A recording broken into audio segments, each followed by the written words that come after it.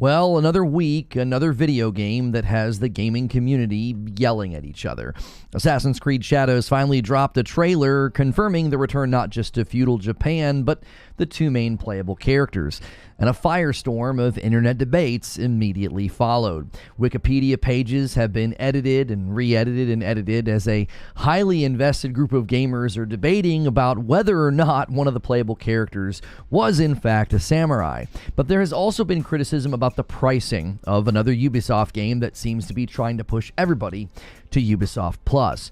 Now, in my latest video, I look at both of these situations and I give you my opinion, but I also look at how it does not seem to be hurting this game, but rather helping it. So be sure to check out that video. It basically says the hate is helping. It's maybe 14 minutes. And I go through sort of the history of the game, but I also look at why I think people are misjudging or overreacting to the current situation with the characters. And I actually think people are right in observing this is kind of similar to Hogwarts Legacy. A group of people are driving more free publicity because they're really angry about something that ultimately is being misrepresented. Now, if you like this kind of content, this kind of live discussion, this is sort of the live discussion after that video. Be sure to hit subscribe and the bell button. Also, be sure to check out that video about acshadows and how the hate is helping, so that way you can know what I think.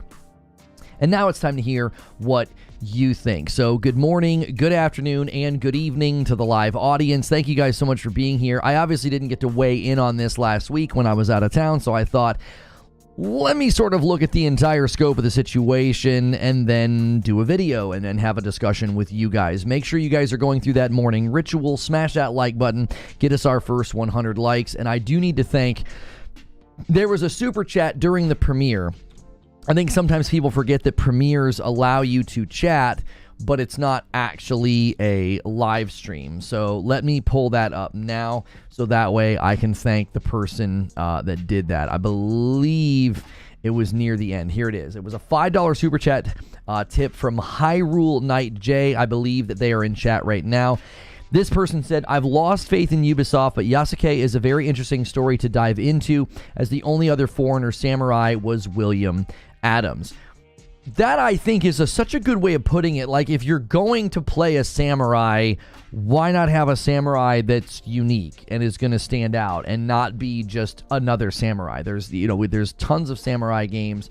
We have plenty of games where you can play as a samurai. Let's play as one where the character is unique. That's kind of the history of Assassin's Creed games, is you have a character or a protagonist that sort of, has a reason to be fighting or a reason to be drawn to the hidden ones or whatever. So I actually agree with that viewpoint. I don't feel this is a situation that is worthy of all this ire. And I feel like I made a good point in the video to point out that, like, we actually knew one of the playable characters was going to be an African refugee like early last year and nobody cared. Everybody's on edge now because of all of the Sweet Baby Inc. stuff and the DEI stuff, and everyone's just assuming that if a game has any level of diversity in it, that it's just totally ham-fisted and fake. It's like, this game's been in production since like 2018. I don't think 6 years ago that's what they were concerned with. I think they thought, oh, this is a cool character. This person, this historical character, has shown up in other, anime and games, so let's use this character. Joker Quinn, Han shot first, and so did you, kicking off the day with the first gifted member. You guys are going to need about 115 members today and about 115 tomorrow, which is really, really easy for this community. You guys have gone well beyond that before. And Dark Taco comes in with a VIP. Someone says, this book I learned about Yasuke. Christy Axis put this in the members-only Discord. Historically, he just fades away after Nobunaga dies. I'm hoping AC Shadows delivers on the aftermath of the story. It says, African Samurai, the true story of Yasuke, a legendary black warrior in feudal Japan. So the people have obviously studied the history of this individual, and the fact that he largely disappears after Nobunaga dies, that's actually perfect for the story of Assassin's Creed, like the hidden ones. Like, he's going to have this whole branching story. Maybe they even tie it into the death of the guy that he was serving. Like, that would be an element of, hey, we're taking some liberties here. I have 2 copies pre-ordered, one on the PlayStation and one other collector's edition. Nice. Good to see you, Brooklyn Breed. Skylar with 12 months. Oh, hang on. Did I thank Dark Taco, thanks so much for renewing your VIP. And then Skylar with 12 months on Member Plus. I'm excited to play this Assassin's Creed. The last one didn't seem interesting to me. Which one are you referring to? Are you referring to Mirage or are you referring to Valhalla? Because I don't know if many people even considered Mirage as like, it was almost like a love letter to Assassin's Creed fans. I actually liked it, and I wish I would have had more time to play it. It's sort of on the backlog. I've wanted to go back to it. It's just going to be, I think, a little bit more difficult. Afro Samurai says, hello. I'm super excited to play as Yasuke and see his relationship with Nobunaga.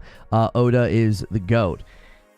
Yeah, I honestly think people are, I think they really just are on edge. I think if this trailer would have dropped last year, like beginning of last year, so when Insider Gaming broke the story, the two playable characters were going to be a black man and a woman, but nobody cared. Like I didn't see a single ounce of controversy or outrage when that story broke.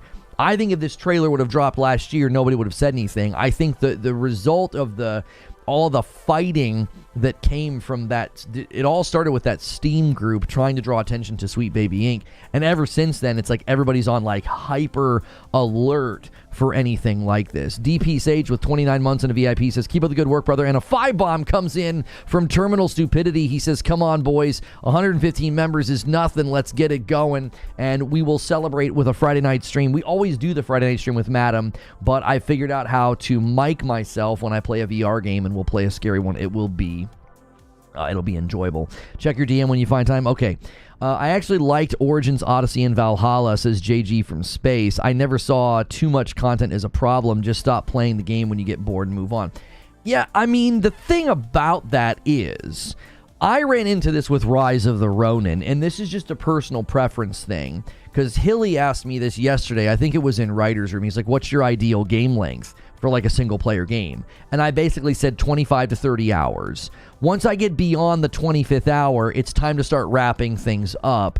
And Valhalla is just so incredibly long. I mean, what is it, like 70 hours just if you straight line, just straight line the story? You know what I mean? Apparently, says Chris, it's been on it's on YouTube being featured a couple days ago, like and so on. I'm not sure what you're responding to, Chris.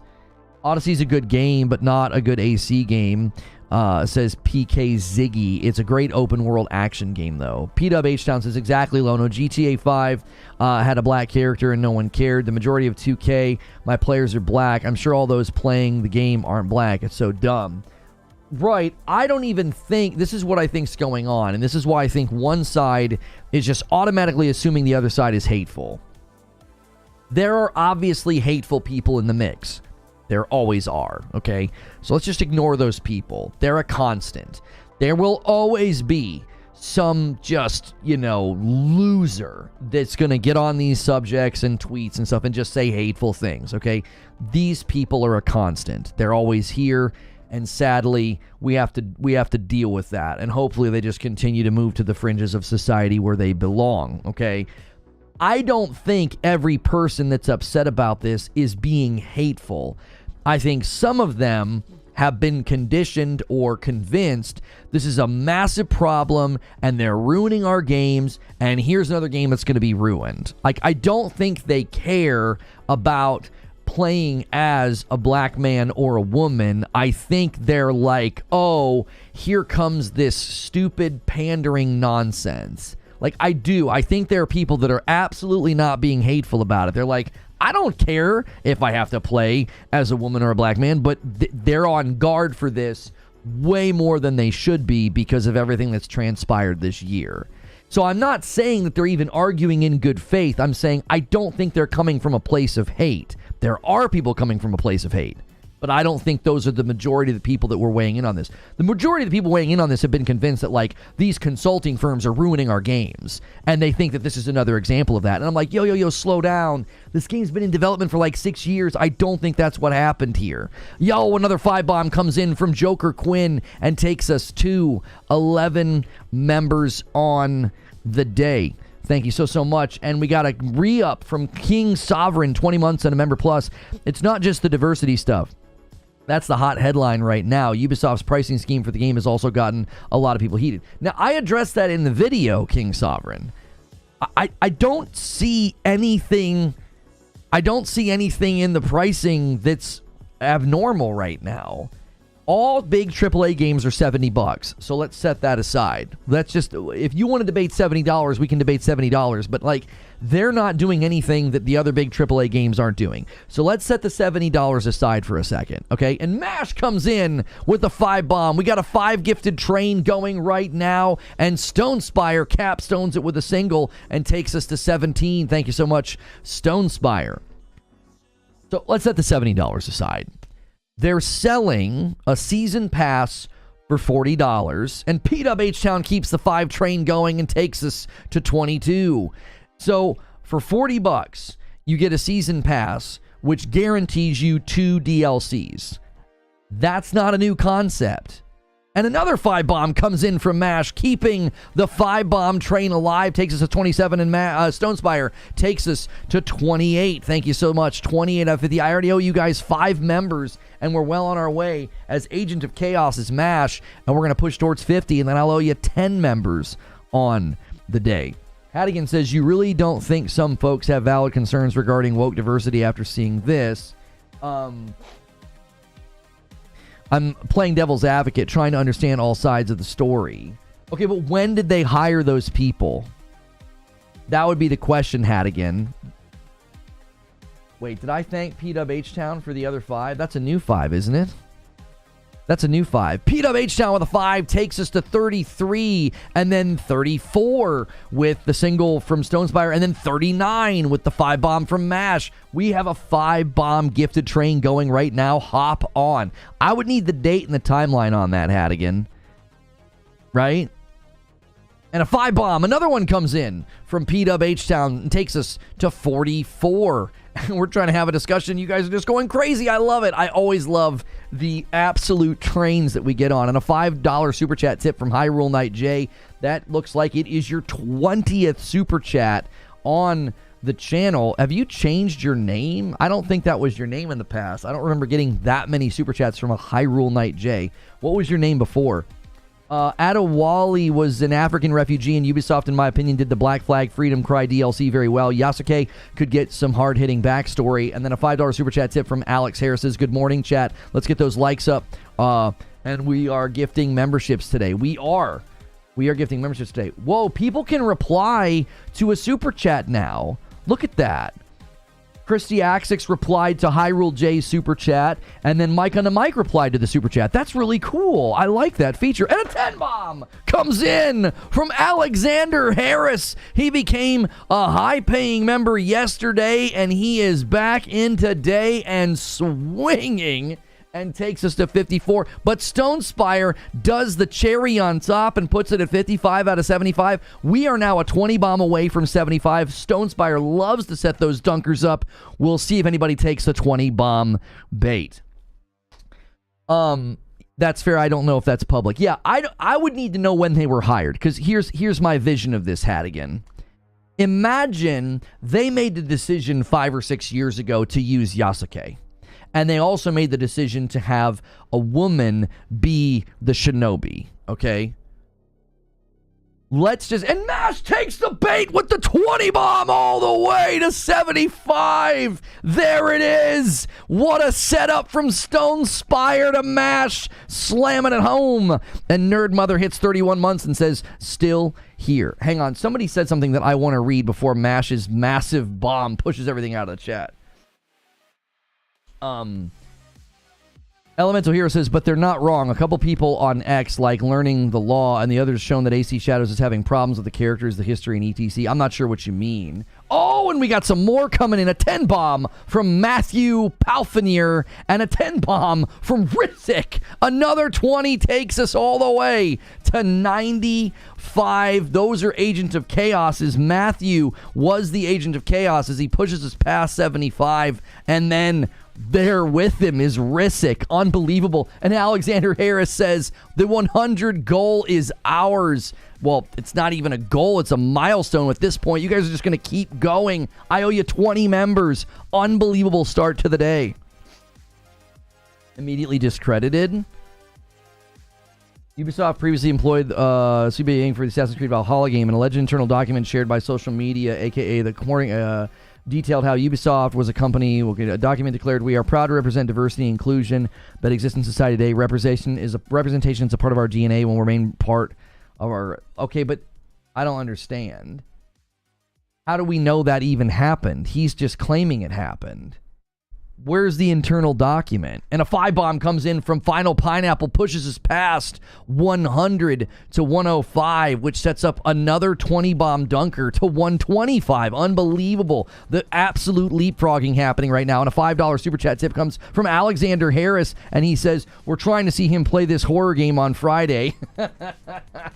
I like that you guys want to see me play a horror VR game now that we have the microphone situation figured out. It should be fun. Nerd Mother sets it up and says, if somebody drops that 20 bomb, they're going to be an agent of chaos. Thank you so much, 106. What's the name of the game again? I think we're going to do Switchback. It's a VR horror game. Unless you guys think there's a better one to play on the PSVR 2, I would obviously switch to that.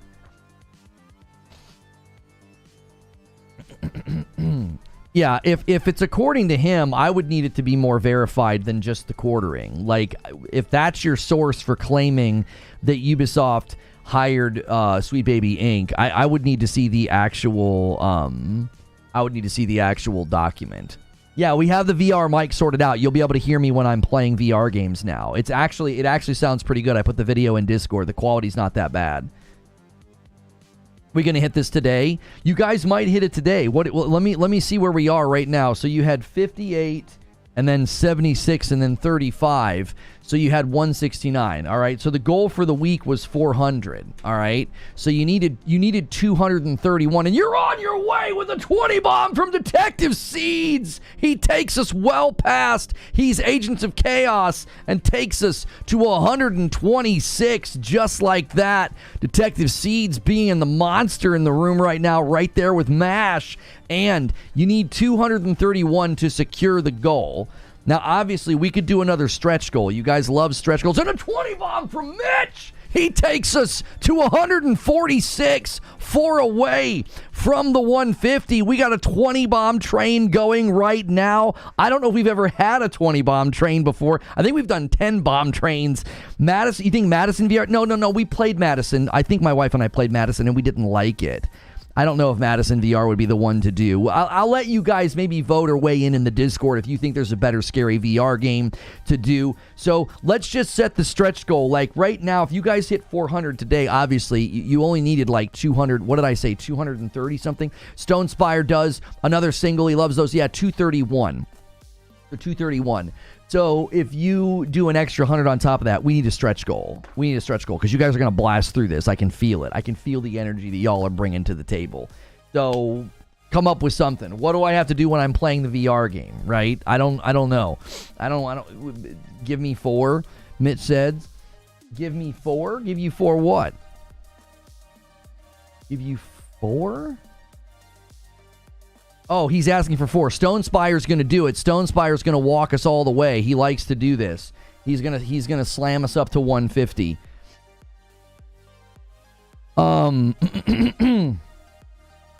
The website is just a bunch of culture war stuff, says Eugene. Yeah, I don't buy that then. If there's nobody reparable, if we don't have an actual source that we can vet that happened, I'm not concerned with that at all. I'm really not. I don't think that... Now, if you have actual concrete evidence that they hired them, again, I need to know when.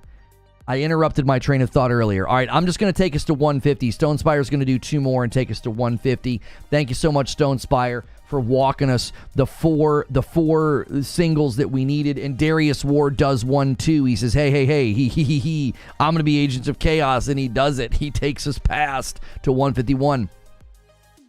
Here's the thing. If they made the choice to use Yasuke as a character, then they might have brought them in to be like, we want to handle this well. Now, is it been legitimately 100% confirmed that they made, this is going to sound funny because it rhymes, Yasuke gay?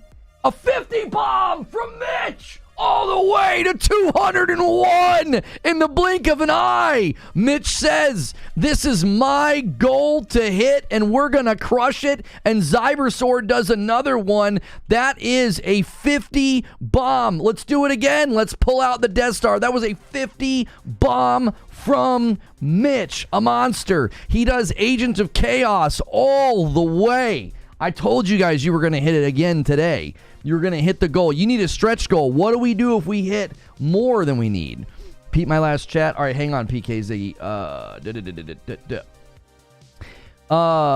The two mainline AC games, you could bang a male and a female. This is nothing new. Yeah, anytime I played those games, the one game I was playing as a girl, every girl I talked to was like hitting on me. I don't think anybody complained about that. So, is it been 100% confirmed that Yasuke, they've made him a gay man? I don't understand the need to do that. I don't understand why you would need to make that the focus of any of the characters. Like, if you decide who you want to romance, that's fine. That's your choice as the player. But being like, no, we're going to make it canon. Going through light roast withdrawal, no coffee orders yet. 5 spot from Kale. Yo, creature, what's the word on reforgeroast.com?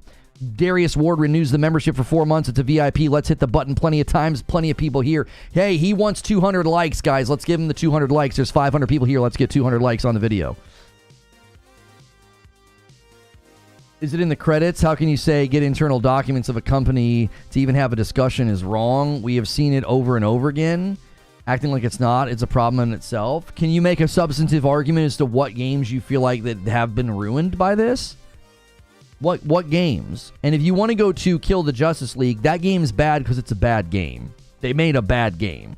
They did not make a good live service game. The combat is incredibly rote and rehearsed. That's not why that game is bad. They could have made that game full of nothing but like locker room dude jokes and high fives, and it would still suck as a game. Saints Row? You actually think that's what killed the latest Saints Row? Is they went with a consulting firm? You think that's why Saints Row did poorly? Freddie Jackson with 37 months and a member plus. I missed my 2-year milestone. How difficult it would be to development and add different characters to satisfy everyone. A 10 bomb from Dark Taco. A retainer refers to a vassal in feudal Japan, usually a samurai providing military services. Don't tell Twitter, though. They'll have a fit. Thank you for the $10 super chat tip, Dark Taco. Appreciate you. You can't use the best example?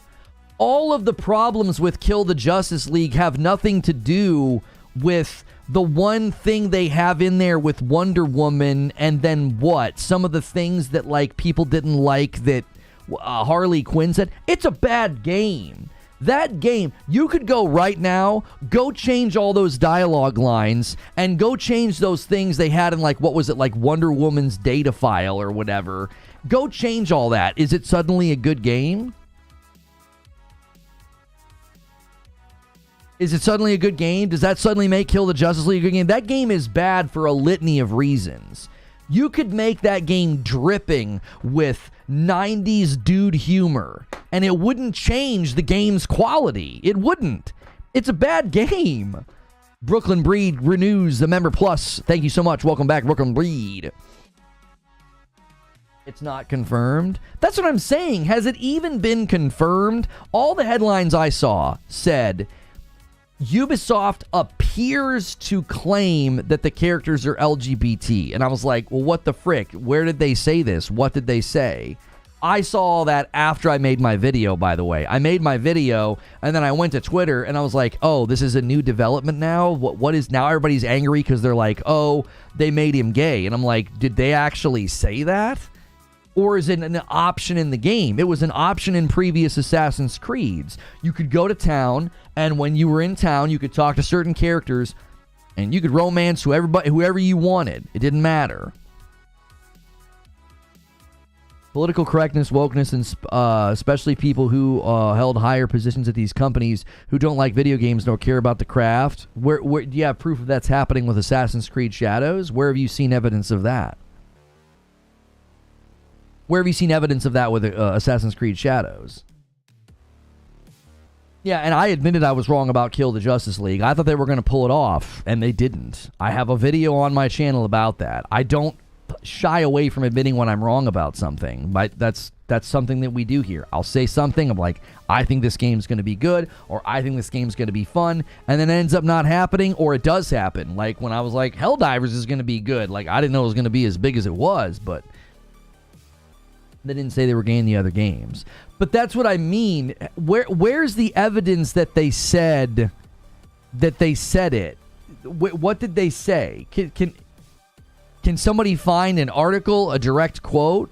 Where did Ubisoft specifically say, yeah, we're actually going to rename him to Yasuge because, you know, he likes dudes. Like, did they say anything that definitive? Consulting with SBI confirmed. Okay, sometimes SBI is brought in to consult on, we made this character, do you think we're doing a good job? They don't bring them in to be like, what type of characters do you think we should build? Do you see the difference? Like, I think everybody just assumes if Sweet Baby Ink's involved, the game's going to be trash. And it's like, they could have said, hey, we have a lead character. We want to avoid problems. Do you think this is the right type of dialogue? Do you think this is the right type of, story elements? If he's gay, he's going to come out of closets in the shadows. Thank you, Detective Seeds, for the $5 super chat tip. There is no direct quote.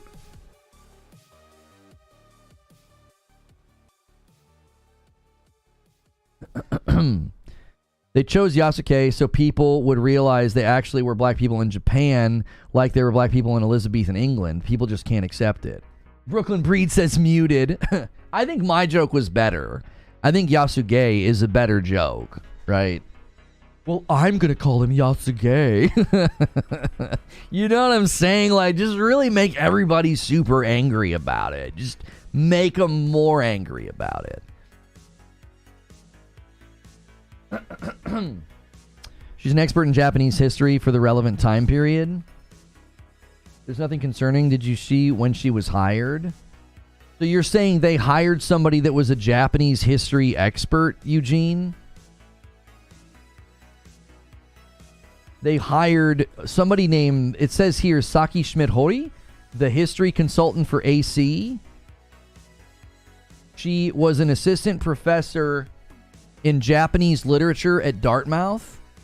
That's what Google is saying. I don't understand why that's a problem. Why would anybody care that they hired her? Wouldn't that be a good thing? That they're getting things right? Please look into that expert. I mean, I'm just reading what Google's saying. I don't know. This is the quote. Romantically, they will also attract and be attracted to different types of people. Through the pair, players will get to experience a multitude of relationships. That's the quote that has everybody upset. That's exactly what it was in Odyssey. That's what it was in Odyssey. I was playing, can you play as a girl in Odyssey? Was that the one? There was a game where I swear to you I was playing as a girl. What are the characters in Odyssey? AC Odyssey playable characters. Yeah, Cassandra, right? I was playing as Cassandra, and I went to this town or had this interaction, and the girl started hitting on me. That's not new. That's not a new thing. So if Yasuke goes to a town and some guy's like, hey, do you want to come back to my house and, I don't know, have dinner, you can probably say no, because that you have that option in Odyssey as Cassandra. Did you guys hear the quote? Where's the quote? I need this quote. I want to use this throughout the stream. All right? I'm going to use this throughout the stream. I'm going to grab this quote. I'm going to send it to myself so I have this. Romantically, they will attract and be attracted to different types of people. Through the pair, players will get to experience a multitude of relationships. Like, I'm just going to say it. Y'all wouldn't care if it was the girl. You know I'm right. A hit dog barks. Go ahead and get angry. I'm going to say it. No one would care. No one would care. If the female character went to town and was talking to another girl and some woman in the town is like hitting on her, you'd be like, yeah, that's kind of hot. You wouldn't give a frick. But it's a problem if it's the guy, right? Then it's a problem. Get frick out of here. I see you. I know you. I know the people that get upset about this kind of stuff. The girl's not historical. Yasuke is.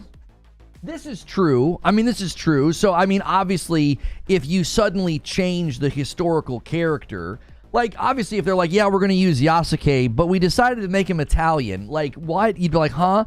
Like, that you don't want to do things like that. Like, oh, yeah, we've got this historical character, and we've just decided to completely change something that's foundational about them. It sounds to me like it's no different than Odyssey. You don't have to pursue those things, you know? If somebody starts hitting on you in these games, you can completely ignore it. You can be like, no, thank you. I'm good. You know, I got things to do. I got people to murder. Yeah, you don't have to do it if you don't want to. Now, obviously, if they force it, I could understand somebody being irritated if they're like, well, that's not something I'm interested in when I play an Assassin's Creed game. I'm not interested in romancing people. I'm not interested in having relations with people. I think you're allowed to not want that to happen in the game because that's not really the point. You can avoid it in games like The Witcher. You don't have to do it if you don't want to. I don't think so. Maybe I'm wrong about The Witcher 3. I don't think they ever force you to do it in The Witcher 3. Isn't it always a choice? And then maybe skip the cutscenes, but I can't remember. I thought it was always a choice in The Witcher 3. It was always a choice in Mass Effect. You could decide to or not. You could romance anybody you wanted. Well, no, within reason. Because I remember in Mass Effect 3, I wanted to romance the doctor. She was, that old lady. That old lady had it going on, I'm telling y'all. And they wouldn't let me romance her. Like, I brought back the whiskey and everything. And she's, you can't. It's not allowed. Problem solved. Every romance scene Yasuke has with a guy, afterwards he will say, no homo, and it'll be fine.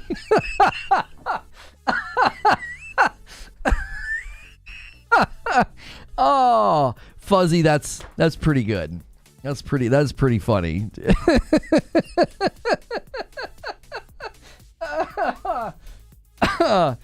There were no women samurai? Yeah, historically, were there any? I actually am curious about that because originally, a year ago, when Insider Gaming sort of broke the story about the playable characters, they had it backwards, right? They had it backwards. They had the woman as the samurai and the dude as the shinobi. And he was going to be an African refugee, which is Yasuke considered an African refugee? Is that how he ended up working for the samurai that he was serving? Detective C's with a $5 super chat tip says, instead of getting up in the animus, I'm not even reading that. Jiminy frickin' Christmas. There were women samurai? Well, kunoichi, it refers to women shinobi. Kunoichi. And that's more of like a cultural, like pop culture thing. Kunoichi just means woman. In my own research, kunoichi just means woman. Now there's kunoichi no jutsu, which refers to, like, it's in the 17th century ninja handbook, and it refers to women being used to infiltrate and get information. And I'm like, that's perfect for a ninja / hidden one. Like, that's literally what you do sometimes. You sneak in and you get intel, you get info, you get a map, or you interrogate somebody. No, yeah, she's not a samurai. She's a shinobi. She's basically a ninja. And we don't, and ninjas are largely very mythical, and we don't know much about them. There's just lots of rumors, and they're almost mythological. Like, you know what I mean? Mute button going crazy, says Brooklyn Breed. Come on, you guys like it. Yasuke was a gift from the missionaries. So would you have described him as a refugee then? That's how it was originally described by Insider Gaming, was that he was going to be an African refugee. And I'm telling you, nobody cared. We knew about this well over a year ago, that the playable characters were going to be a black man and a woman, and nobody cared. Everybody cares now because everyone's like, oh, sweet baby ink. It's like, oh my gosh, settle down. You don't even know if that's what's going on. Onimusha is a term referring to female warriors in pre-modern Japan, many of whom fought in battle alongside samurai. Oh yeah, Fuzzy just put it in the Discord. They were members of the Bushi warrior, which is a warrior class in feudal Japan, and they were trained in the use of weapons to protect their household, family, and honor in times of war. Okay, there you go. They might not have been given the official title of... Were they given the official title of samurai, though? Kunoichi was more like a spy than an assassin, and Ana Bogushia was more of a woman samurai. Okay, but a Kunoichi as a spy more than an assassin, listen, if they did a really good job, you wouldn't know that they had done it. You'd just be like, somebody died. We don't know what happened, right? Which is perfect for the Assassin's Creed lore of the hidden ones, right? Like, the lore and sort of the mythology around shinobi and ninjas is like, it's perfect for the hidden ones. Like, we don't know much. We know that they were rumored to be used for, like, political assassination and sneaking in and getting information and stealing things. Like, but we know very little. Why? Because they were probably really good at their job. That's why. Which works perfectly for Assassin's Creed and the hidden ones. Like, that Bushi was a warrior? Yeah, that's what it said here in the Wikipedia. There were women who were members of the Bushi, which is the warrior class in feudal Japan. That's not necessarily a samurai, right? So, but I don't know if they would have been considered equal to or fought alongside. I don't know. Most ninja were men, but there was one clan of female ninja. But like, wouldn't it be cool to be like, there was an entire class of women ninja that nobody knew about because they were, like, think about it. Women are often smaller in frame, so they can sneak in and sneak out. They can get into places that, like, a larger guy, like Yasuke, looks huge. This big, bulky warrior. He's not sneaking in and, you know, slipping through the slats of a building or crawling underneath something. He's enormous. But then you could have a small frame, more petite woman that gets to sneak in, and she can get into places that a larger man couldn't. Yo, and a 10 bomb comes in from Detective Seeds, and he's like, come on, boys, let's get the goal. 231. 231 secures the scary game on Friday night. 331 would go the extra distance, and we need a stretch goal. What do I do? What do I do? Do I gotta, like, drink every time I get scared? Oh, you're paying to make up for your jokes. There you go. He was 6'4", and he was the only black person in Japan, and he's the main character in an Assassin's Creed game. He's not the main character. He's one of the playable characters, and he's not an assassin. He's a samurai. Do you understand the irony of pointing that out when in the trailers they don't even show him as being like an assassin and sneaking around? He's literally storming through areas and just bludgeoning people and killing people. He's huge. And then she's this small little petite ninja. That's the whole point, is they're going to give you vastly different ways, or I'm sorry, vastly different characters to experience the game. That to me is exciting. Because think about it. Let's bring Ghost of Tsushima into the frame. I think that's fair, all right? Let's bring Ghost of Tsushima into the frame. If they just did a game where you were like an assassin samurai, that's literally Jin Sakai. Like, the reason that Jin Sakai becomes the myth and the legend of the Ghost of Tsushima is because he has all of the skills to fight, and yet he becomes a ghost. It's like this person that comes in and kills people sneakily, and like that's why obviously his uncle is like, you've been forsaken, right? You have forsaken the way of the samurai, and therefore you have to be forsaken, i.e. we've got to kill you. Okay, that's essentially the tension of the game the entire time. So obviously, Assassin's Creed going to feudal Japan, that would be the danger of, let's just do an assassin samurai. That's like literally what Jin Sakai is. So I think they're trying to avoid that. If you think about it, 4 years ago, that's when Ghost of Tsushima came out, right? It came out in 2020, didn't it? Yeah, 2020. So they make the decision, yo, Stone Spire with 2 single gifteds in a row. I know what he's doing. He's going to do another one and take us to 215. He's tempting the 10-bomb dunker. Appreciate you, Stone Spire. I could see them saying, well, if we're going to go to feudal Japan and do a samurai, and he's also going to do like the assassin thing, we don't want to end up looking like Ghost of Tsushima. So they made the decision to cut it in half and to say, you cut it in half and you say, we got a samurai and we have a ninja, and they're completely separate. Their play styles will be different. Their attacks will be different. Their approach to everything will be different. And what that does is that creates a different experience. So then no one says, oh, it's just like Ghost of Tsushima. It's like, no, it's not. It's not going to be like Tsushima at all. Now, it might be like Tsushima when you're playing as Yasuke and you're getting into like duels or sword fights or something. It might be reminiscent of Tsushima. But the fact that if you want to be sneaky stealthy, you're probably going to have to play as the shinobi. I mean, maybe you do missions together and it's going to be like Rise of the Ronin where you can like ping between the two and switch, like she sneaks in and he's at the front door and then she goes around and he goes in and he's fighting and then she's up in the rafters. Like this, there could be a lot of fun instances with the 2 characters being so different.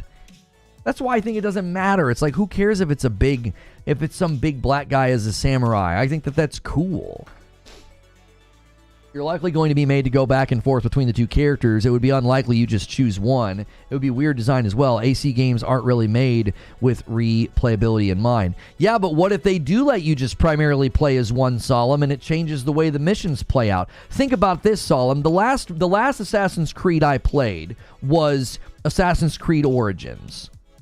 And you could play that game, you could go in and you could challenge people head on and you could fight. Or you could go more stealthy. You could go more stealthy and you could go more classic Assassin's approach. What if you can play the game that way? What if you're like, no, I want to play as the shinobi and I want to sneak? Or you're like, no, I'm going to play as Yasuke and I'm going to go in and I'm going to face everybody. It's going to change the dynamics of the challenge and the difficulty. No, I don't know if anybody's come out and said exactly how that's going to work. I think either would work. Your argument's wrong. Why Ubisoft chose Yasuke? Ghost was released in 2020. They've been working on the game since 2018. What if they... All I'm saying is that they probably at some point decided we can't just do a samurai assassin. That's what Jin Sakai is. When was the first trailer for Ghost of Tsushima? That would also have an impact. Wasn't it in 2019? It would have been in 2019, or maybe even earlier. 6 years ago. Ghost of Tsushima was announced in 2017. Checkmate. I win. You lose. That predates when development started on Assassin's Creed Red. According to a Quebec LinkedIn account, this game has been worked on since 2018. A year before that, Ghost of Tsushima was announced. Now, you tell me that somebody making Assassin's Creed didn't watch that trailer and say, "Oh, frick, they're gonna do a game. We don't want to do a game where we just do a samurai assassin. We're gonna have to do 2, or we're gonna have to do something completely different. We're gonna have to stand out. This game's gonna look like our game." It wouldn't surprise me at all if Tsushima had an impact on the art direction and the choices that went into Assassin's Creed Shadows. Yeah, it was originally called it was called AC Red internally. So we knew about Tsushima before Assassin's Creed Red was being developed.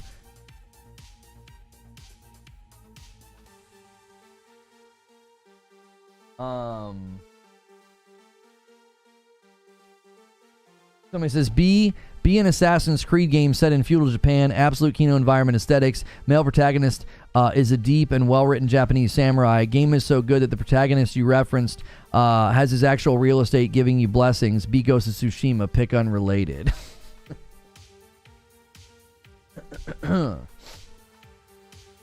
Tsushima Islands also fell easily to the Mongols. Sony rewriting history, but nobody was angry about that. Well, yeah, because it's obviously fiction. It's a work of fiction. That's the point. Yasuke inspired Afro Samurai? I'm not sure. I mean, Maybe. I don't know the history behind Afro Samurai. I don't follow that type of stuff, like anime and stuff. I'm not really into it.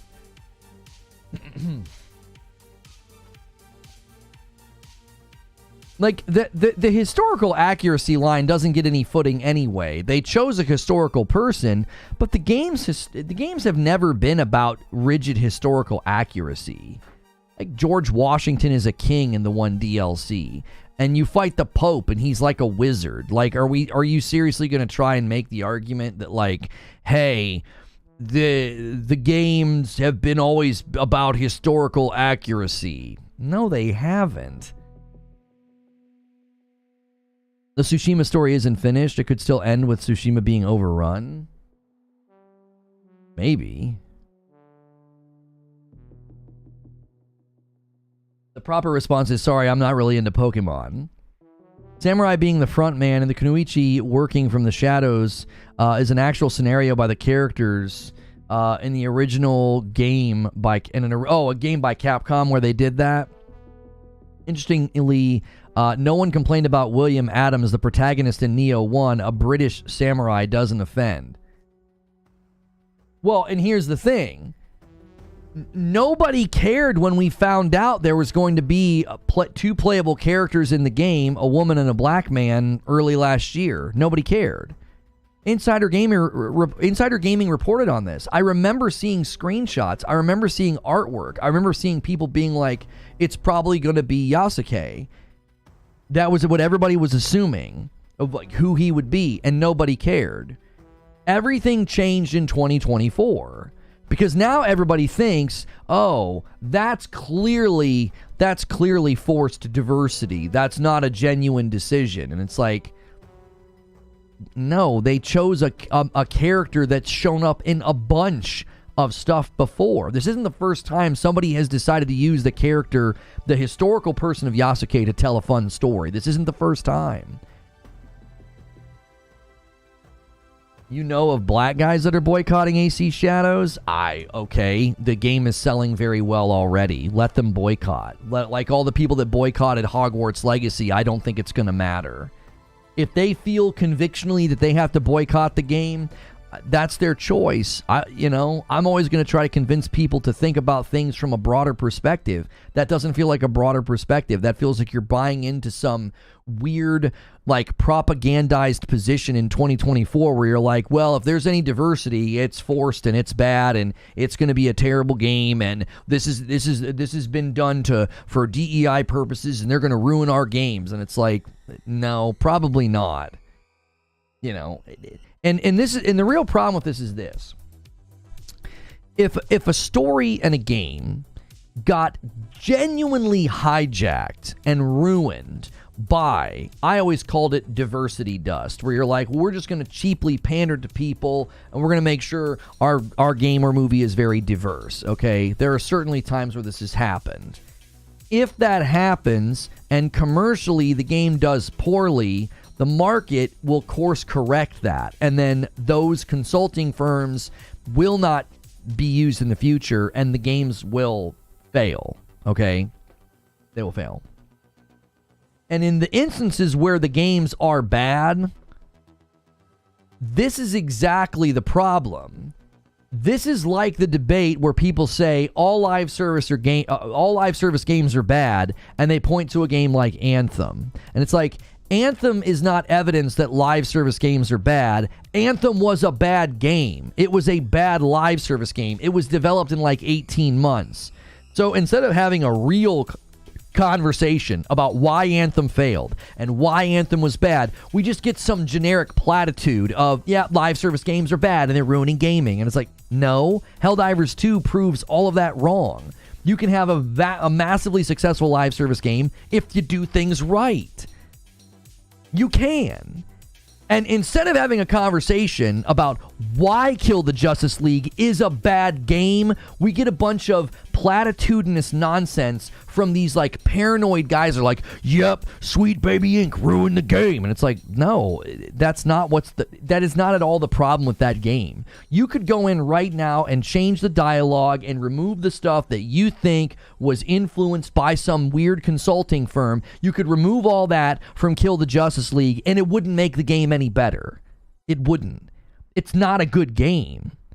It's not a good live service game. So instead of having a conversation as intelligent gamers and breaking down the systems and the gameplay and the quality and the deficits and the problems, instead of doing that, we're just like, yep, Sweet Baby stink. And it's like, okay.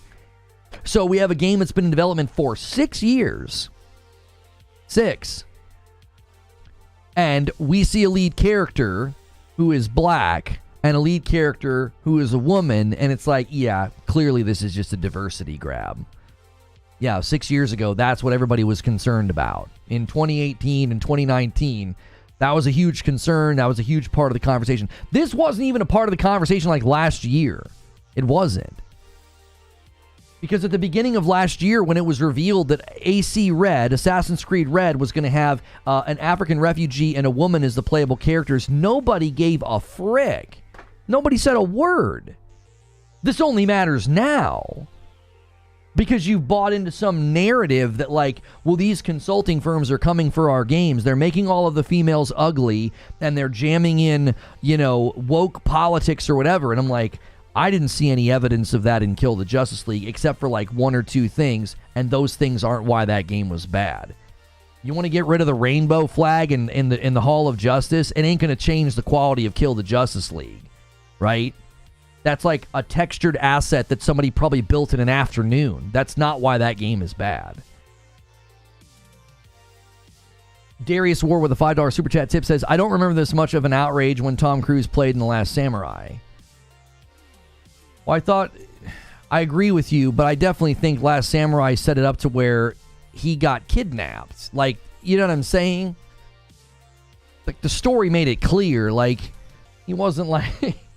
I mean, I guess he gets to wear the samurai garb and all of the artwork and all the posters, so I guess I see your point. Bushin Ryu Cat with a $10 super chat tip says, I got in late, sorry if I'm repeating the news. The idea of Yasuke being LGBTQ has been debunked. No interview ever said that. Lono, would you rate it higher if they added an online versus like that of AC2?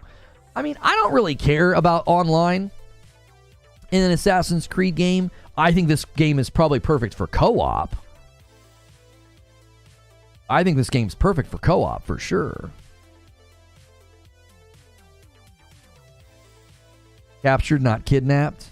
Oh, sorry, I used the wrong word. You knew what I meant, though. Like, he gets captured. Like, he's a soldier, and he gets captured. Like, it's not like, he's not playing a Japanese man in the movie. You know what I'm saying? It's not what other movies have done, where they're like, yeah, we're going to have this person play this character instead of somebody that, is actually indigenous to that ethnicity. That's not what he was playing. He was playing a guy that got captured.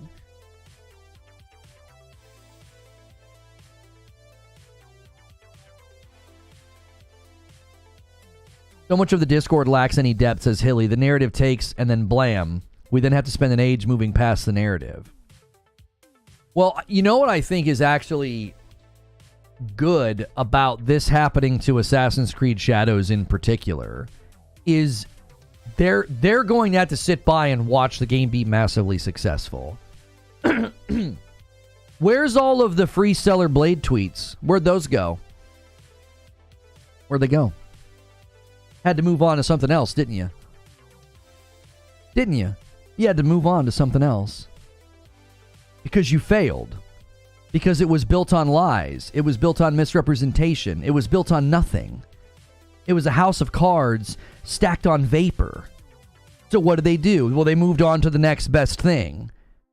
Oh, woke. Forced diversity. Now everybody's railing against AC Shadows. And guess what? Same thing's going to happen. Game's going to sell incredibly well. They will not be successful in their efforts. And they'll move on to something else.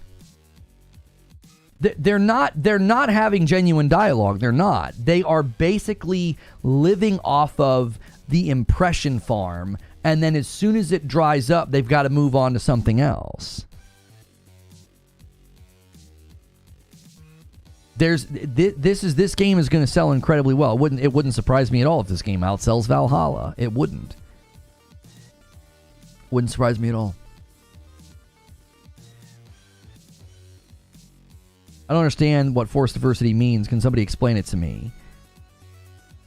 Well, in recent years, there have been instances of what people would call race swapping, where you just change the race of a character, right? And most people see it for what it is. It's cheap pandering. It doesn't come from a place of genuineness, right? It's not here's a great story about this person of this ethnicity. It's like, we're going to take a popular title and just change the character to look like this. And it irritates people because it's like, what's the point of that? People on both sides find it irritating. They're like, you don't need to pander to us with that. And then the other side's like, why are you changing this? Okay. I agree that if it's instances like that where it's inauthentic and it's just done as cheap pandering, it lacks authenticity, and therefore it just is see-through. It's like, this is stupid. Why did you do this? Okay. So people are taking that idea and doing it too broadly now. As soon as they see something like this, they just assume a black samurai, yep, forced diversity. And it's like, well, wait, there's grounds for this being a thing. This is a real person. There have been cartoons and books written, and I think there's even been games about this guy. There's reasons to do this. It's not just some quick grab to say, well, we were gonna have the samurai be a Japanese man, but we really thought, we could win some points if we change his race. That doesn't seem to be what happened with this game, like, at all. They grabbed a historical character. Like, that's what they do with Assassin's Creed games. They go to historical times or places, and I called it in my video, it's like historical tourism. It's not meant to be a rigid encyclopedia. It's tourism. It's fantasy. It's fiction, loosely tied to a historical place, person, or event. And then they just do crazy things like the Pope is a wizard. Like, Discord, good sir. Oh, am I muted? Apologies to the folks in Discord. That's my bad. It's just another word for pandering. Why is it pandering to grab this character? Why? I don't understand. Like, if it would have just been another samurai, I think that's the irony here, is people's anger is actually helping the game, because it's making the game far more interesting and far more attention getting than if they just would have walked out and been like, here's the next Assassin's Creed Shadows, feudal Japan. Here is a Japanese man as a samurai, Japanese woman as a ninja. Have a blast. It would be getting way less press, way less attention. Its relevancy, its SEO, it's all through the roof. Because people are like, well, I'm just going to assume that this is pandering and this is woke. You also have to see something. This is the sad irony of the situation. There is tons of money to be made making videos calling this woke. Like, you're accusing the developers of pandering. What about the people who literally grift off of every single one of these situations, and they literally make money doing it? Like, you don't see the irony there? That the people driving this narrative, the people making the videos and the tweets, there's really good money to be made. Who's pandering? Ask the question. Raise your consciousness a little bit. Who's pandering? A game that's been in development for 6 years and chose a historical person that there are books about, there are movies about. They're pandering? Or is the person putting in big white letters on their thumbnail, woke, are they pandering? I think the answer is obvious. And you're probably so frustrated that you sense that that's the reality. That you're being pandered to by that nonsense, by that content, by those tweets. I'll tell you who's pandering. It ain't the people making the game. Such easy money to be made rage farming and rage baiting. There's so much money in it. That's the grand irony here. It's like, I'll tell you, that's who's pandering. It's just so easy. Like the technological landscape is so polarized that it's far easier to just choose a side and just rake in the clicks. It is. It's a lot harder to have a nuanced conversation. I put together a 14-minute video where I was like, I'm going to consider both sides here. And I basically said, I'm not going to dismiss one side as just being hateful. And I'm not going to dismiss one side as just being woke. I'm going to consider the context, how long the game's been in development, the character, and what the goal of this game is. And I don't see cheap pandering. And as I said at the beginning of this stream, I also don't think one side is just automatically being hateful and they don't like another race. I think it's they've been basically brainwashed to think there's this war against them, and because you've been convinced of that, everything looks that way. It's like convincing somebody that, you know, their neighbor is out to get them. Well, they would view everything their neighbor did through that lens. Why is he taking his trash out now? Of course he mows his lawn on Saturday morning. He knows I sleep in on Saturday morning.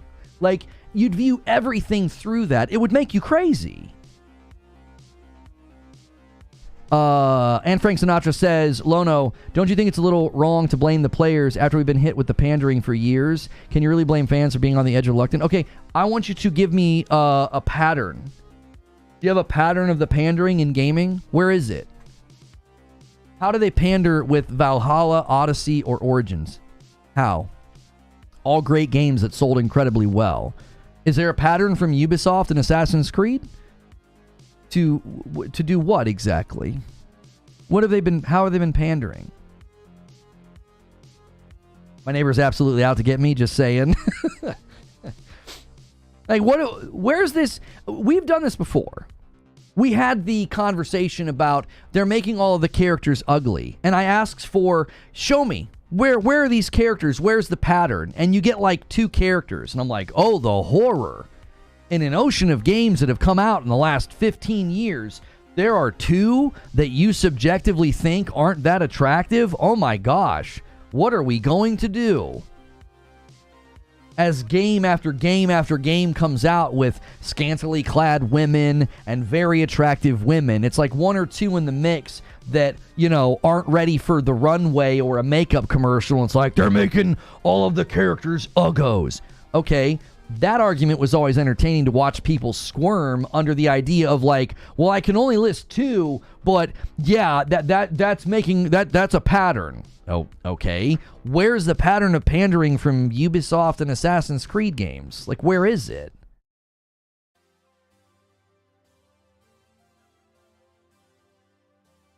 Alien Psycho with 8 months says, used to not like Odyssey for the past few days. I went back and gave it a chance, and I'm thoroughly enjoying it, especially the DLC. That's the game that I wish I could go back to. I liked the fighting in that. I thought it was cool. It was a very different style of, you have like these heavy abilities that you're using.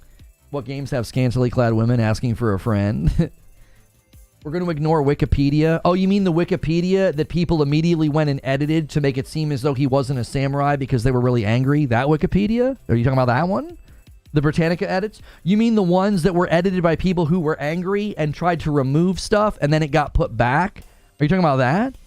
Ubisoft confirming LGBT? They didn't confirm LGBT. They vaguely said that you're going to encounter people that you will be attracted to or can have relationships with. That's been in every game. That's in Valhalla. That's in Odyssey. That's not new. There are plenty of games that let you romance pretty much whoever you want. What else you got? Do you see? It's like, it's not even a good argument. It's like every point's flimsy. Yeah, they were editing the Wikipedia. Yeah, the angry people went and edited the Wikipedia, and they removed stuff because they were trying to claim he's not a samurai. People edited to say that he was. No. They went and edited it to remove the fact that he was considered practically equal to a samurai. People went and removed that. You can go look at the history of the edits, and then people put it back in. Depending on when you look at the history of those edits, you're going to think that somebody went and been like, oh yeah, he was a samurai. There are plenty of people who have done historical studies on the man. There's books about him. He was considered a warrior. He wasn't considered just some dude hanging out. And it's fiction.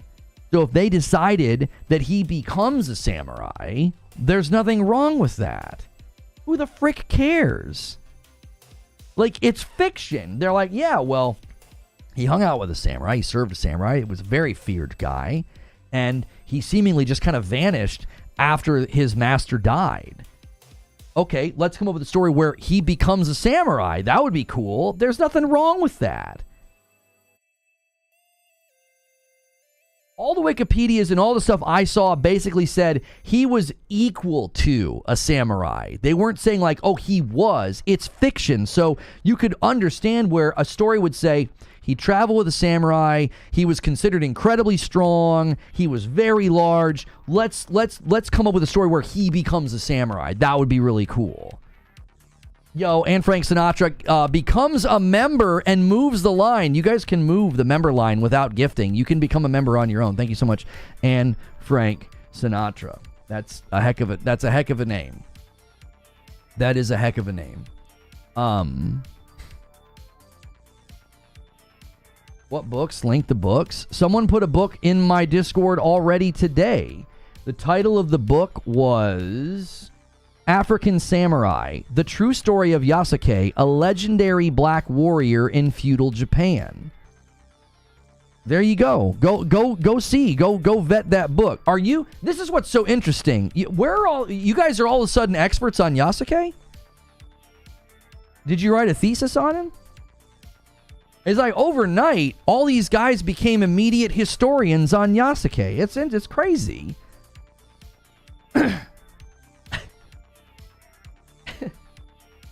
Like, if you believe in some kind of an afterlife, he's probably looking down and he's like, what the frick's going on? Why is everybody suddenly taking an interest in me? That book is proven false? Who proved the book false? Who proved that book false? And where? Where's the research? Where's the book? Where's the refutation? Point me to it.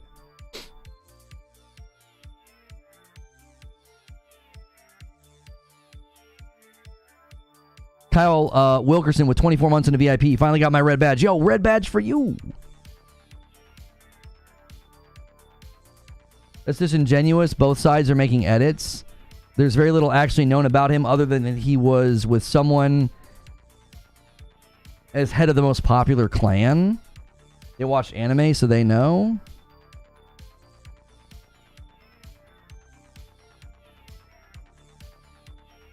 All of a sudden, all these dudes have PhDs in feudal Japan. 5 spot from Kali Yuga. You literally throw hands with the Pope in AC2. How historically accurate? That's what I'm saying. We know that he existed. We know that he was in proximity with a samurai as his retainer. And there have been people that have shown he would be considered a warrior alongside of him. That's all we need. That's all you need. It's like, that's good enough for me. Yeah, he could have become a samurai. He could have picked up the armor in a battle and decided, yeah, I'm gonna become a samurai. They're gonna let me become a samurai because of whatever. Or my master died and I'm gonna take up his armor and wear it or whatever. Like, that's all you need. He existed. He's a real person. He existed at this time, and he was hanging out with a very revered and feared samurai. That's all we need. So it's fan fiction? You mean like literally every Assassin's Creed ever made? Who's Bayek? Who's Bayek? Who is he? Is Bayek historically accurate to Egypt? Does he talk the right way? Does he use the right vernacular? Has anybody really cared about any of this before? Cassandra in Assassin's Creed Odyssey, is she historically accurate? Is she a real person? Is the fact that you can romance people of either gender, like, is that cool too? Like I want to know, like, have we done this with the other games? I take your stance as fact. My stance is fact. It is just that there are books about this guy. There are people who have studied the guy. He existed at the time period and hung out and was serving a revered samurai. That's all you need. Where are you holding all of the other Assassin's Creeds to this standard? Are you? Are you? Are you holding Odyssey and Valhalla and Origins? Like, are you holding them all to this standard to make sure they were like that historically accurate and that like they didn't make any major changes? Yeah, who's Bayek? Who's Desmond? Who are these people? Who are they? The existence of these books, I didn't say that the book, everything the book said was true. I didn't say the book was 100% accurate. I said, there's a book about the guy. Upholding the point, he existed. What's the big deal? Yeah, were there well, there were probably female Vikings, homie. Come on.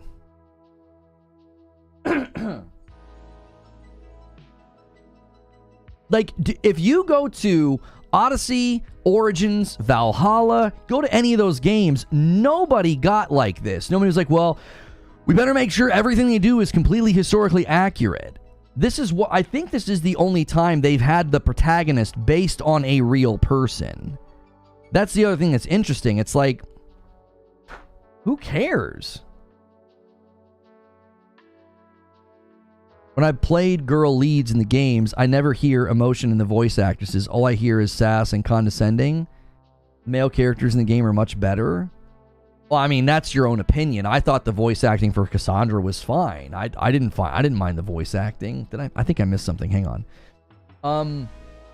Bushin Ryu Cat with a $5 super chat tip. Lono, you think things out to consider this about girl bosses? Do the heroines of the past games emote feelings or rage or fear like the male characters do? I've not done an in-depth analysis of the emotional spectrum of the female characters in the past games because I don't give a frick. Why do you? Why would you get that analytical about it? Like, and again, that's just subjective to what you think they should or should have or should not have sounded like. Liquid Smoke with 35 months and a member plus. The amount of Dunning-Kruger in chat is astonishing. Cassandra voice acting was better than Diemos.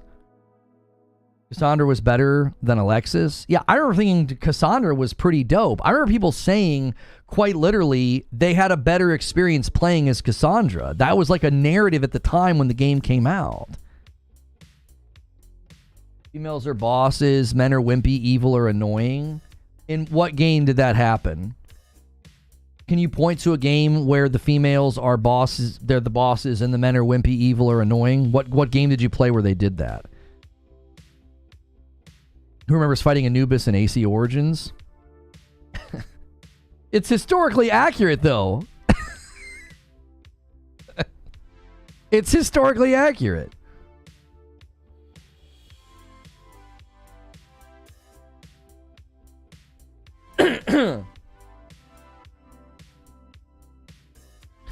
Marvel movies are like that now? The Marvel movies are like that? What do you mean? Like the recent batch that failed because they they tried to appeal to people that don't go see the movies as much as others? Like, that didn't work. They didn't make the men weak and wimpy. They just made movies with a bunch of girls hoping to appeal to a female audience, and they failed. You think they're going to do that again? They were trying to broaden the audience of Marvel. There's nothing wrong with that. There's nothing wrong with saying, hey, 75% of the people who see our movies are men in their 20s and up. Let's try to get another sector of the market. And they failed to do that. Right? They're not going to do it again. They thought there's a bigger market of moviegoers out there. Barbie clearly proved this, right? Let's make movies with female superheroes with some awesome chicks, and let's try to get some of that money. And it didn't work. Yeah, Thor was pretty bad, but it was bad for different reasons. I'm not going to get into a movie debate with you about Thor, but Thor was pretty terrible. Thor wasn't bad because they decided to make the men weak and lame. Thor was bad because it didn't take itself seriously enough. They went full. Like, Ragnarok was just irreverent and goofy enough and silly enough. They made Thor very likable. And then Love and Thunder just went, it was like, there's not enough seriousness. It was pure levity like the whole time. It was silly. It didn't work. It was like they were having too much fun. They were like goofing off is what it felt like. Nothing wrong with being inclusive itself. You can't deny the pandering in all of entertainment. I can't deny the pandering in all of entertainment. What are you referring to? What are you talking about? What games are pandering? What video games are making the females awesome and the men stupid? And the females strong and the men weak? Who's doing this? Perfect Image with 8 months. The problem is he's black and there's a possibility of gayness in games. People had problems with Stellar Blade and other games that has gayness or black. I mean, you can be gay in Valhalla. You can be gay in Odyssey. Nobody complained. I didn't see anybody complaining about that. I wish you could check achievements on people. I do. I wish you could check achievements. Like, if you went back to town with a female protagonist and slept with a woman, I wish you got an achievement for that so we could see and be like, oh yeah, you didn't have a problem with it here, but now it's a problem because, like, you might be able to do that. We don't even know. They didn't even say. They just made it sound as if that was going to be an option. Same way it was an option in Valhalla and Odyssey. Yeah, you can do that in Mass Effect. This has been around for a super long time. In games that have romance options, you can choose who you'd like to romance. What's the problem? Just, you don't have to do it. Yeah, Baldur's Gate 3. You can do that in Baldur's Gate 3. No complaints there. You can be. If he's written LGBT, that's a different story. This is the quote, okay? This is the quote. And this is the problem with this entire situation, is people are just being outrage merchants and they're getting everybody angry. This is the quote. Romantically, they will also attract and be attracted to different types of people. You don't know what that means. You don't know what that means. Through the pair, players will get to experience a multitude of relationships. So when I hear different types of people, my first thought is, different types of people. Like, you're not going to primarily be like, well, he's a black samurai, so he's got to look for a black samurai. Like, different types of people. There's different types of people in the game. Everybody's just reading into that. Oh, we all know what that means. No, you don't. You're allowed to romance anybody, not anybody. You're allowed to romance across a variety of options in both Odyssey and Valhalla. What? It sounds to me like they're just doing it again. Who cares? If you don't want to do it, I don't think they've ever forced it. I said earlier, I would be on your side if they force it.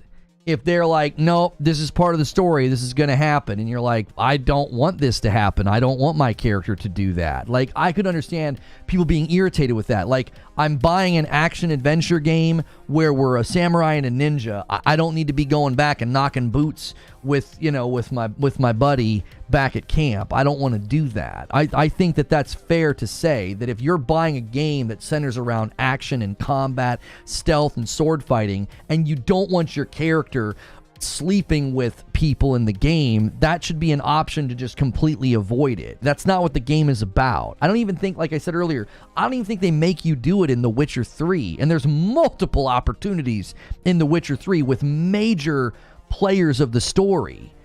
And I don't know if anybody answered me at the time. I don't know if they force you to do it in The Witcher 3. Yo, Greg Fulton with a $5 super chat tip says, what a lot of people don't realize is that Warren Vidic called out the very moment we were going through back in AC1, talking about not knowing history. I'm not sure what you're referring to. Last of Us 2? Last of Us 2 is not an action-adventure like open world game. It's a narrative driven game where you're not always going to be in control of what happens. That happens, right? Like in a narrative driven game like Uncharted, I don't expect to be able to control what happens in the game. They might kill somebody that I like. They might have somebody betray me that I thought was my best friend. Like there's all sorts of things that can happen in those games. That's not the same. That's a narrative-driven game. They're going to make narrative choices that you don't have any control over. Mash with the 10 bomb pushes us past 225. That's Agent of Chaos right there. The bait sat for a long time. We are now 5 members away from the goal. The goal, we needed 231 more. 231 hits the goal. The stretch goal would be 331, an extra 100. And you guys have got to tell me what you want me to do in the scary game for the stretch goal. I would have preferred Joel killing everyone in the hospital, but it's Joel, not me. You're playing the role of Ellie. They're not giving you a choice to romance anyone. Right, it's not that kind of game. Like, you can't be like, well, I would prefer Ellie to hit on there's an Asian guy at the beginning of the game that you interact with. Like, oh, I want to be his boyfriend. That's not an option. It's not the kind of game that it is. Games like Assassin's Creed, games like Mass Effect. Mass Effect is way more of an RPG, but Assassin's Creed offers you similar interactions where here's a character, you can ask them questions, learn more about them, you can attempt to romance them, or you can do none of that. That's how these games are built. A 5 bomb comes in from Matthew, and he secures the Scary Game VR game for Friday night. There it is. Now, you've got that secured. The 100 stretch goal is within reach. So you've secured it. Scary VR game tomorrow night for Friday night stream with members. My wife will be here. Those are always fun. Don't miss out on those Friday night streams if you're a gifted member or a long-standing member.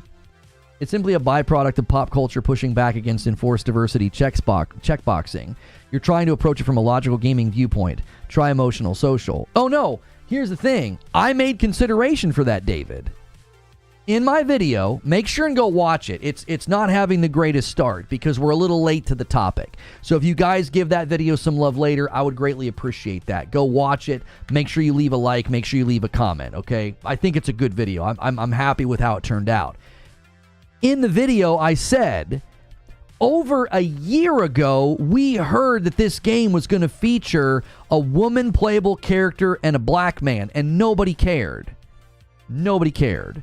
There's this cultural, like, groundswell of anger right now, and people are capitalizing on that to make YouTube videos and tweets and to make money. And they're dealing in tons of obfuscation, tons of misleading nonsense. Everybody, it's open season right now. It's like, yep, here's another game. And it's like, I don't see any evidence of that in Assassin's Creed Shadows. I don't. The game has been in development for too long. And they didn't just pander and just change a character. They grabbed a historical person that has shown up in so many other places. This is not the first time people have thought, hey, it'd be really cool to have a story about Yasuke. This isn't the first time. Odin Arrow with 12 months in the VIP. Ubisoft took a chance with a unique historical figure. They're allowed to take liberties with the history. I think it's cool they chose Yasuke to tell an interesting story. It's not DIE. That's exactly right. Like, I think everybody's misfiring here. It's like nobody cared a year ago. Why do you care now? What? If it didn't matter a year ago, you have to ask the question, why all of a sudden does it matter? You care about misleading nonsense? Lied about a real person? Where did I lie about a real person? What are you talking about? He existed. He served a revered and feared samurai. That's all I need. That's good enough for me. That sounds like a pretty cool character that you could use to be like, hey, He became a samurai in our fictional story. It's not that they didn't care, they didn't pay attention. You have to look at everyone was rage baiting about when the news broke.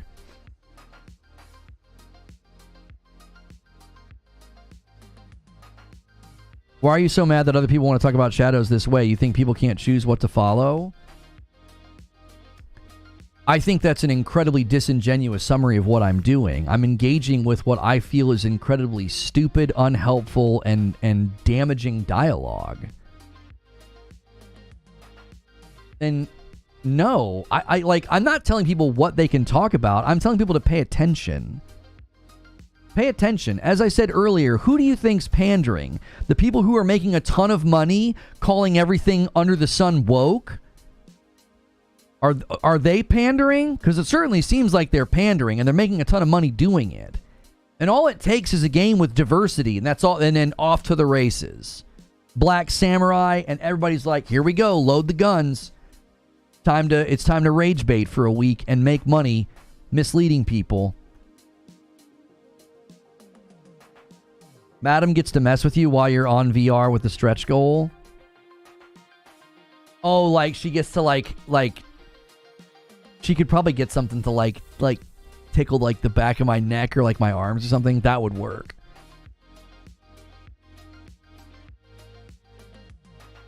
Why not rename the character to not be Yasuke, who was not a samurai? Because he was with samurai and was called a warrior and was described as being as strong as like 10 men. So in fiction, it makes sense to say, we think it'd be cool if he was a samurai. When have these games ever stuck to historical accuracy? That argument's in tatters on the ground. I'm embarrassed for you that you typed that sentence. I think that's embarrassing. Like, I mean it. I do. I'm embarrassed for the people that are falling for all of this. Like, it's embarrassing. Bunch of adults just getting completely duped by terrible argumentation. It's embarrassing. You're talking about a fictional game where you fight Anubis. You fight the Pope as a wizard. They made George Washington a king in the one DLC. And you're like, but he wasn't a samurai. You're embarrassing.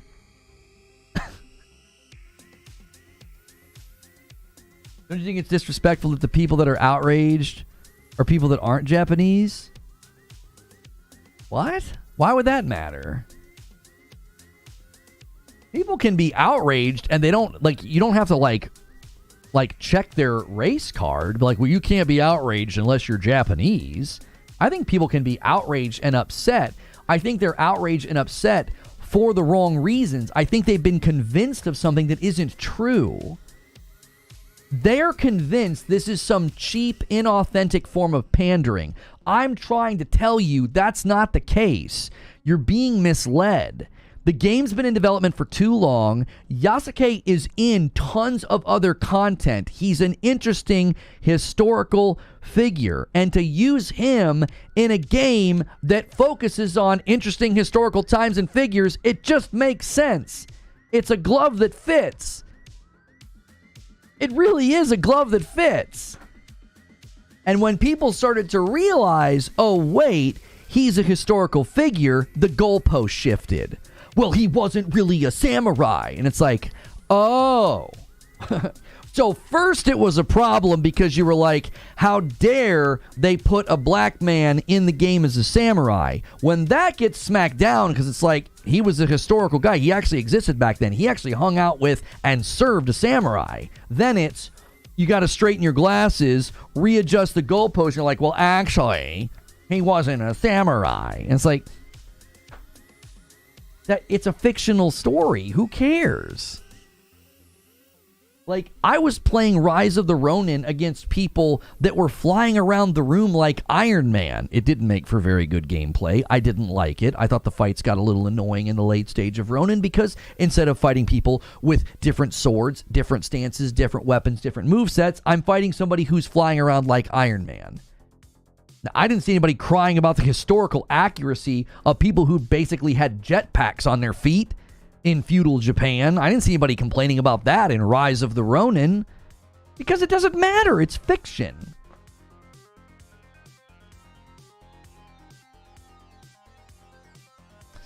Lone Wolf says, I know you're really excited about the game, but do you have any reservations about its length? I know you don't like when games are longer than about 30 hours. Are you concerned this may be longer than that?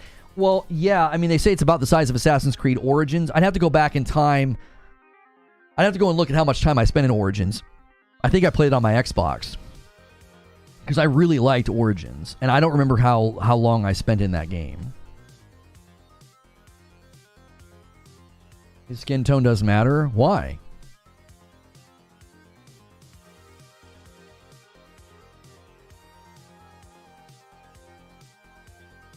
Was George Washington a king? Yeah, yeah, exactly. I brought that up. Like, we don't care about the historical accuracy of this game until all of a sudden, like a week ago.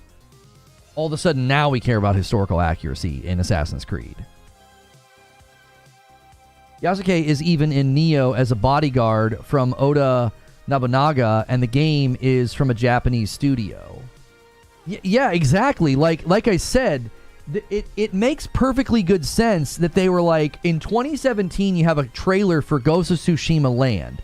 In 2018, AC Red goes into production. It's been in development for 6 years. So 2018 is probably when they were scoping out the project, storyboarding, picking your characters. And they probably thought, listen, we can't just do another samurai game. There's so many games that are going to be doing that. We've already got this one called Ghost of Tsushima coming out. Let's do something different. Let's do something that isn't just, yep, here's a Japanese man as a samurai, and but I guess let's include a ninja too. They were like, no, let's do something different. Well, who is a historical figure that would be unique? Yasuke. It just makes sense. It's like they would naturally think, well, yeah, let's pick a character who is going to obviously show people this isn't just going to be another samurai game. It's not going to be, because like especially now, it's like there's so many. They're probably thrilled with their choice. They're probably thrilled with their choice because they finally decide to go to Japan, and they're getting all this free publicity from people who are angry about something that isn't doing anything to hurt the game's sales, like, at all. The game's going to sell incredibly well. It already is selling incredibly well.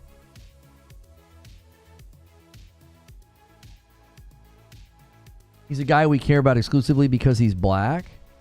I'm not sure what you mean by that.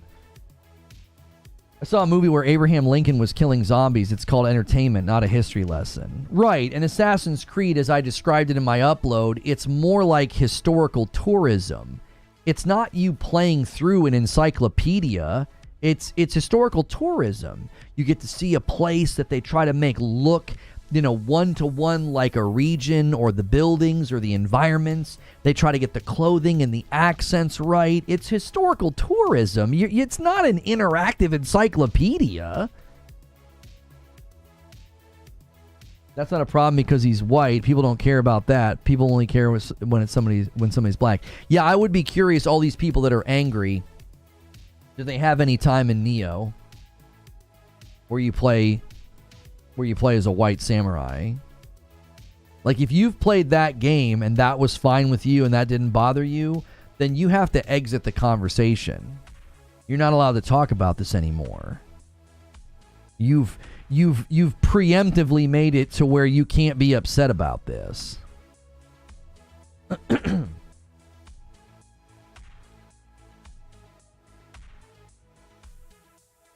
We view memories through strands of hair. Let's be real here for a minute.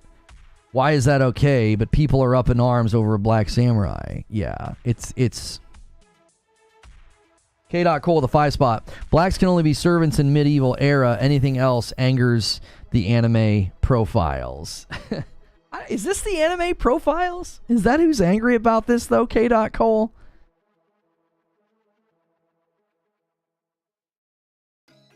It's an easy fish out of water story. Yeah, it's literally like the poster for The Last Samurai.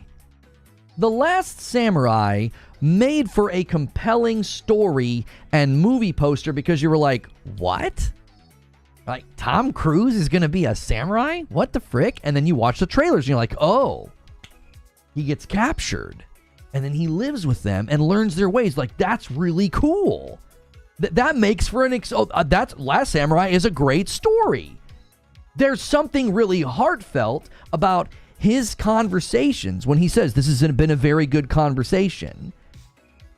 And then at the end, when he sees the cherry blossoms, like, it's a good story because you have somebody in an environment where they seemingly don't belong. Like, that's what makes that story so cool. I wasn't saying he was the Last Samurai. I was saying he was in the Last Samurai. Like, he's in the movie. He's on the poster. It marks the end of that era. And at the end, he's like, instead of me telling you how he died, let me tell you how he lived. Because he found that way of life and that belief system so compelling. It like made an impact on him. Yeah, the Last Samurai in the film isn't him. No. Which is why at the end he says that. Instead of me telling you how he died, let me tell you how he lived. Like, that story only works because Tom Cruise is a white guy. That's what makes it work. That's what makes it compelling. You're like, wow, you almost wish it was you. You're like, this would be so awesome to be thrust into this culture and learn how to sword fight from real samurai. Oh my gosh. To wear the clothes and to eat the food and to live amongst them, like, it would be, and it's so well done too, like the narration about like how he starts meditating and he starts dressing like them. It's super dope. It's such a great movie, and that's what makes it a great movie. So we look at Assassin's Creed Shadows and we're like, Black Samurai, oh yeah, it's a diversity grab. And it's like, what? What if it's just a really cool story about a guy that we know that actually existed? And we entertain the idea, like, what if he became a samurai? He was hanging out with him. He was described as a pretty strong dude. He seems like he was a warrior. What if he became a samurai? That'd be pretty cool. And instead of being like, that'd be pretty cool, we have to be like, no, this is obviously some woke garbage. And it's like, what? Why are you being so close-minded?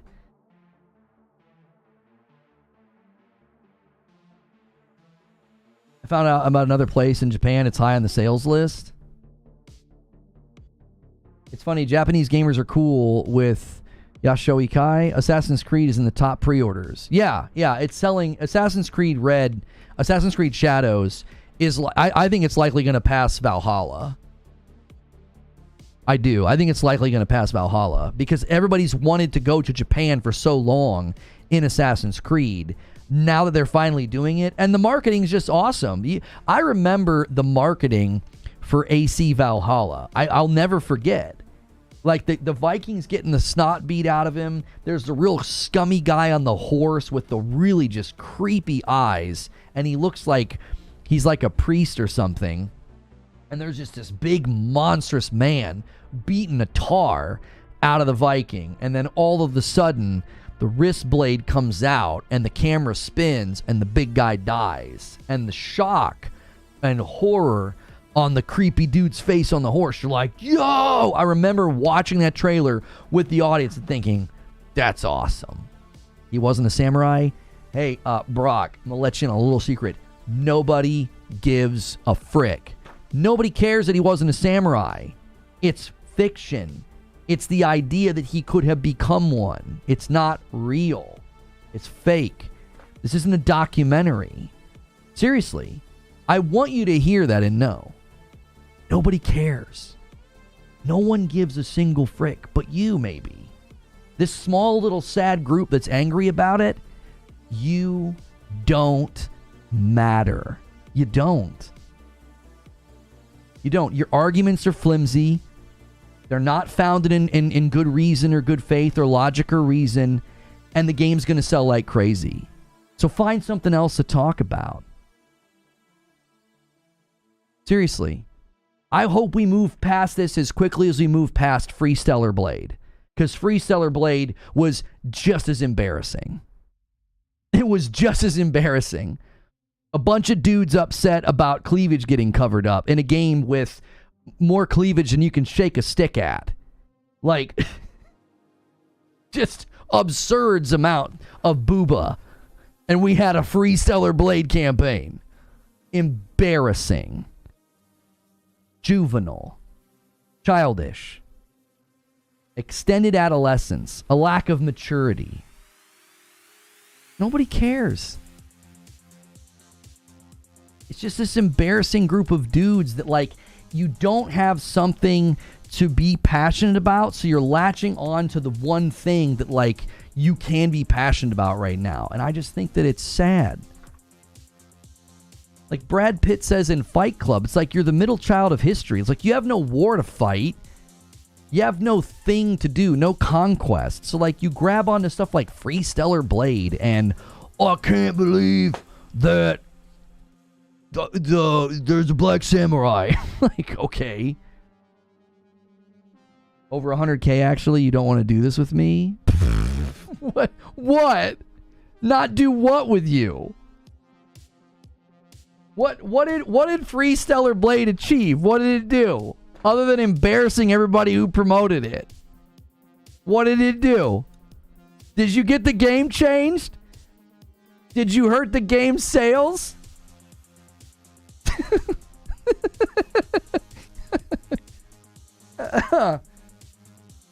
T-Bone with a 10 spot says, true, keep preaching, Lono. It's as pathetic as the people that tried to boycott Hogwarts Legacy. It's just as pathetic. It doesn't work. It's not built on anything real. The world at large doesn't care. They don't. Hogwarts Legacy sold like crazy. You want to know why? People were excited about a Harry Potter video game. They didn't care about your virtue signaling at the end of your articles or your tweets or your vitriol or your rage or your misleading information about the author of the books. Nobody cared about that. And the game sold like crazy. Free Stellar Blade? What a bigoted way of thinking. Only my side of the conversation matters. No, that's not what I said. The side of the conversations that matter are the ones that are rooted in truth, good faith, reason, logic, not anger and obfuscated facts and nonsense. You must be one of those let's control the narrative people. What are those people? Let's control the narrative?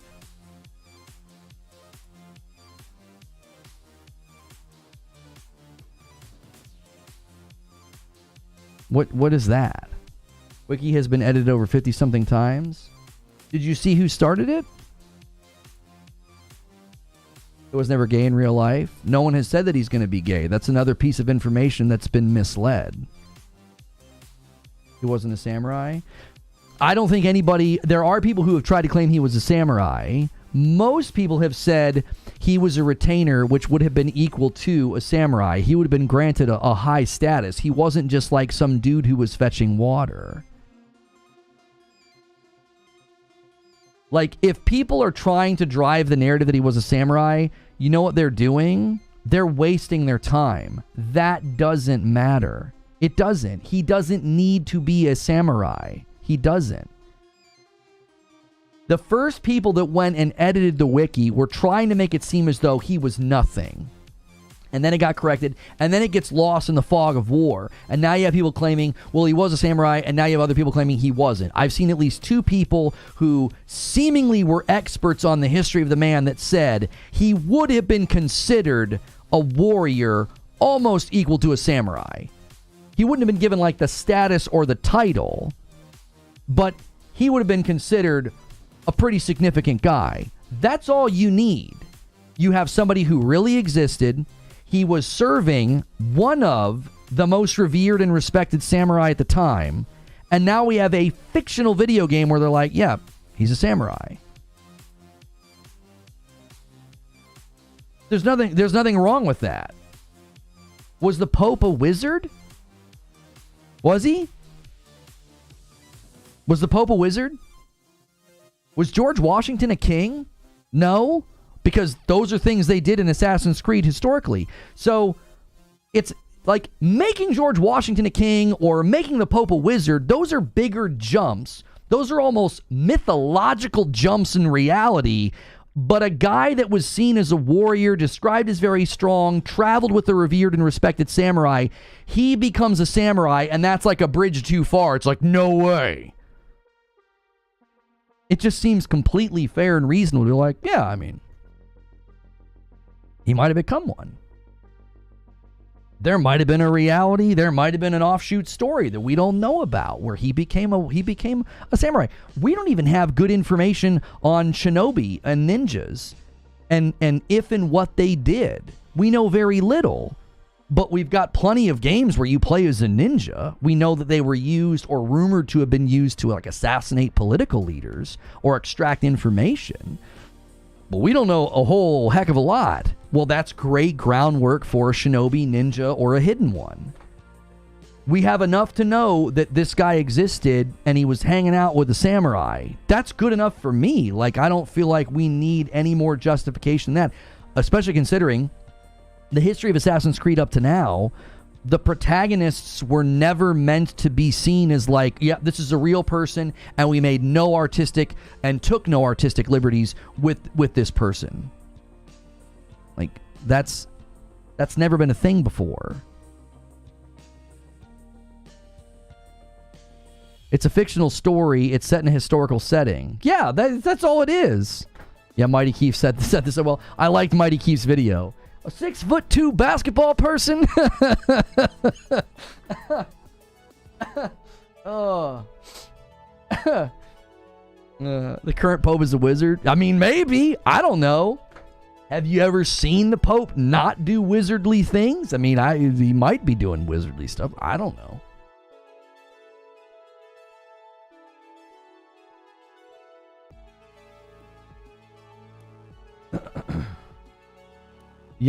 Yasuke, basically, you're on this council, but you're not going to be given the title of Jedi Master. That's right.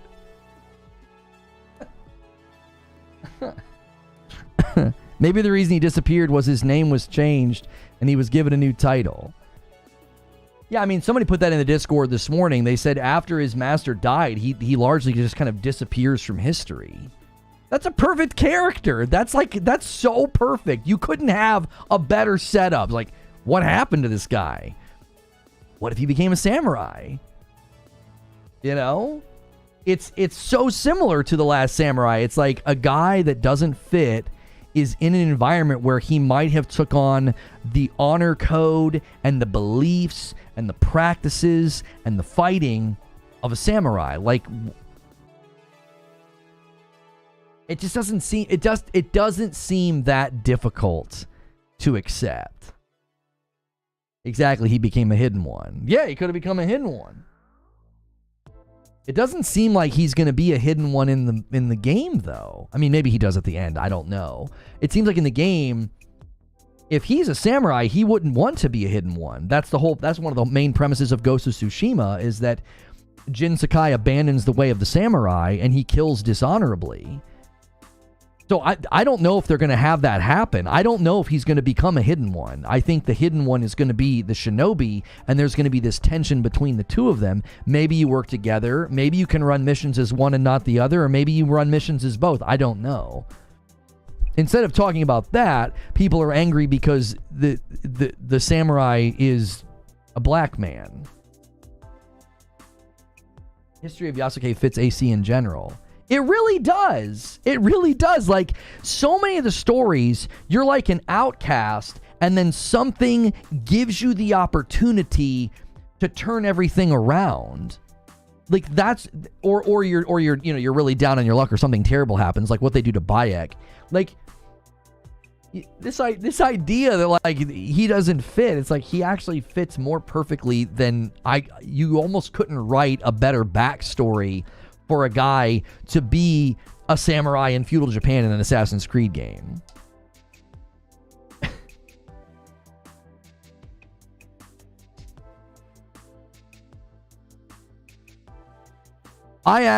Michael, I feel like I've been about as fair as I can. I don't think all of the backlash is based on race.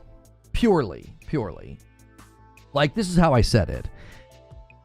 I do think there are people engaging in this conversation who are just being hateful. They're always hateful. It doesn't matter what the conversation is, okay? It doesn't. They're just going to get on tweets and they're going to say hateful things, okay? I said that I think a lot of the people that are upset about this have been largely propagandized by the idea that, well, this is a sweet baby stink situation and some consulting firm is going to ruin this game. And I'm like, no, I think you've been convinced of something that just really isn't happening with this game in particular. It's been in development for too long, and I just don't see any evidence of that. New Assassin's Creed Shadows details, full video here. You can get an in-game item right now, new armor and mount revealed. Most of the main quests can be completed with either Naoe or Yasuke, but there are some character-specific missions. This is coming from Jor Raptor. He's usually got pretty good intel. Switching between protagonists has GTA-style intro animation. Yasuke can use stealth, but is less capable. He's more noisy, slower, no grappling hook. Naoe is a lesser fighter, can't block or parry, only deflect attacks. Transmog is available. That sounds a lot like what I said. I literally said that this morning. I said, what if you could run the mission as Yasuke or Naoe, and if he tries to do stealth, it's just not going to work because he's big. And if she tries to fight, she's going to be weaker because she doesn't have armor, you know, and she's not this big warrior. She's this petite, stealthy assassin. That literally sounds like what I described earlier this morning. That sounds great. That sounds fun. You haven't told this man how to pronounce Yasuke? I looked up and heard lots of people saying Yasuke. Yasuke? I heard people saying Yasuke, and then I heard people saying Yasuke, and I don't know. I've heard both.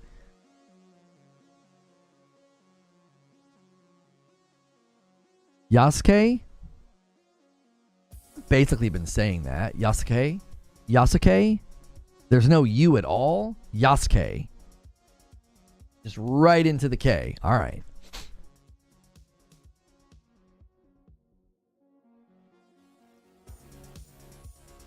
Well, let's talk monetization, because this guy replied to my tweet and he says, it's unfortunate that Yasuke is taking all the light away from the real issue. The monetization is awful. Season passes, battle passes, macro transactions, and all the AC shadows of this successful other publishers will follow. I didn't see anything in the monetization that was out of step with what other companies do. Yeah, I think I'm going to have to snatch up the collector's edition. That little stand goes hard. The Naoe and Yasuke stand, it looks frickin' sick. Brooklyn Breed sent me a photo of it. It's pronounced Lonoke. Yeah, that's right. Princess Mononoke and Lonoke. I don't see anything in the monetization that's out of step with what other games are doing. It's a $70 game. That's standard now. As I said earlier, set that to the side. They're charging $40 for a season pass that comes with 2 DLC. Plenty of other games have done that. I don't see where the misstep is. I don't get it. The $20 for cosmetics, gear, and skill points, I think that's a little stupid, but like, what? Just don't buy it. You don't need that stuff. You can earn that stuff in the game. Game content paywalled? What game content's paywalled? What are you talking about? Are you talking about the DLC? The only thing that's crap is the 3 days early access. I said that in the video. I said, I get why people be mad about that, but like, if you want to get in early, that you pay extra money for that. VIP tickets at a concert, early screenings of movies. Do you want to board the plane before everybody else? Do you want to get your package faster? You pay for that luxury and that convenience. I don't think that that's out of step with... I don't think that's out of step. Like, I'm like that. Yeah, if you want to pay to get in early, everybody does that. Concert halls do it. Movies do it. Airlines do it. You pay for the luxury of getting in there first. Wait. If you don't want to get in early and before everybody else, then you just don't pay for that luxury.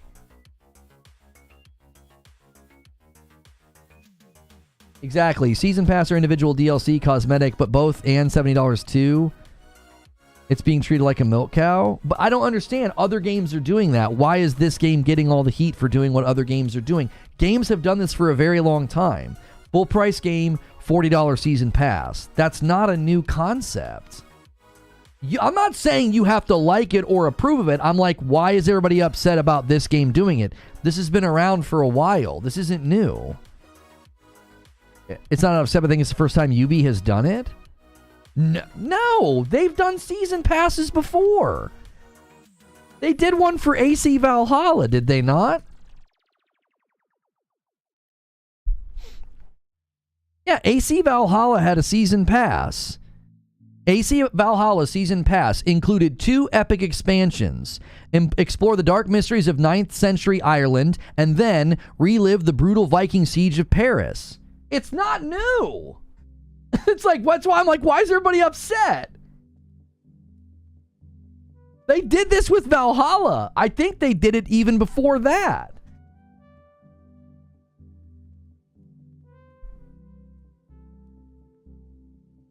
I don't even think Valhalla was the first time they did it. Did they do it with Odyssey as well? I think Odyssey had some scummy micros though. Didn't they have something where you could like pay for an XP boost and people felt like they slowed down the XP earn rate or something? Assassin's Creed Odyssey had a season pass where you got the Legacy of the First Blade DLC, the Fate of Atlantis DLC. Not any different. Not any different. A season pass that included 2 DLCs. This isn't new. It isn't. You're being rage baited by people. I've been trying to tell you guys this for such a long time. There's so much money to be made in getting people angry. Assassin's Creed Origins had a DLC. I'm sorry, it had a season pass. Here it is. You got the Hidden Ones campaign, and you got the Curse of the Pharaohs campaign. It's not any different. This is not a new concept. And I'm just looking at Assassin's Creed. Assassin's Creed isn't the only game that's been doing this. Games have been selling $40 season passes with 2 DLCs for since Borderlands 2 maybe. This has been a concept for a very long time. Really big games are like, oh my gosh, we got to make more money. It was so expensive to make this, and the game world's so big. Let's add on to it and sell content. People complained. Okay, they complained, Kevin. People bought it. They made money off of it. I said this in my video. If the market is accepting, adapting, or supporting a business practice, the business will not stop doing that. That would be considered negligent. You understand that, right? Like, let's say you're in the business of mowing lawns, and for 5 years, you offer people this service that is just like, it's super chintzy. You're like, I'll spray your lawn with this watery mist after I'm done, and it helps your lawn, and it's just like, it's bogus, and everybody's willing to pay it. And if somebody came to you and they're like, that's ridiculous that you're selling that, you'd be like, I'd be negligent to not sell it. People like it. They're paying for it. Like I always told people, have you ever been in an environment where people are selling water bottles for like $1 to $2? And the reason they're doing it is because people are in a location where it's not really easy to get access to water, and they're there for an event. Maybe they're there for fireworks or whatever. And they're selling those water bottles for like $1 or $2. And people be like, yeah, I can't believe you're doing that. And it's like, what are you talking about? There's market demand for it right here. People are willing to buy it. It'd be negligent for a business to say, well, people have been supporting this and buying season passes for literal years. Assassin's Creed Origins did this 7 years ago. Syndicate had a season pass. Games have been doing season passes and content for a really long time. Now, the mowing the lawn example wasn't a good example because it was basically snake oil. It was like, yeah, I'm going to spray your lawn with this water and it's good for your lawn. And it was basically just bogus. So I don't know. You'd have to pick something that's you actually get something of substance instead of snake oil. But the fact that businesses have been doing this for over a decade probably, It's like, you expect businesses to stop doing this because you complain? It's being supported. The market's supporting it. It's like people that complain that Fortnite skins are too expensive. Oh, the market's supporting it. The market's bearing it. You can't really stop it. A $5 super chat from Final Pineapple says, everyone complaining about Yasuke isn't a real samurai are still going to buy it. I mean, maybe.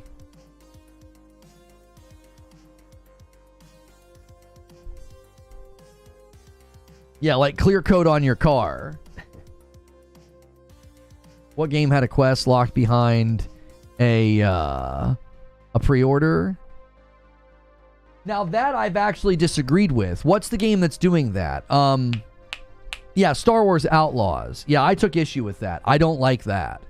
If you want to sell DLC, so be it. If you want to be like, day one, there's this Jabba the Hutt quest, and you only get it by upgrading or pre-ordering, no, I have a problem with that. I don't like that. Now, I can't really stop them from doing it. I can express my frustration. I expressed my frustration when Hogwarts Legacy did the PlayStation exclusive quest. I was like, I hate this. This feels like a bygone era. Don't slice up the artwork. Make it available to everybody if they want it, right? So Outlaws did it with Jabba, and if they're doing a sliced off quest that you only get for upgrading or pre-ordering, yeah, I don't agree with that. I think that that's ridiculous.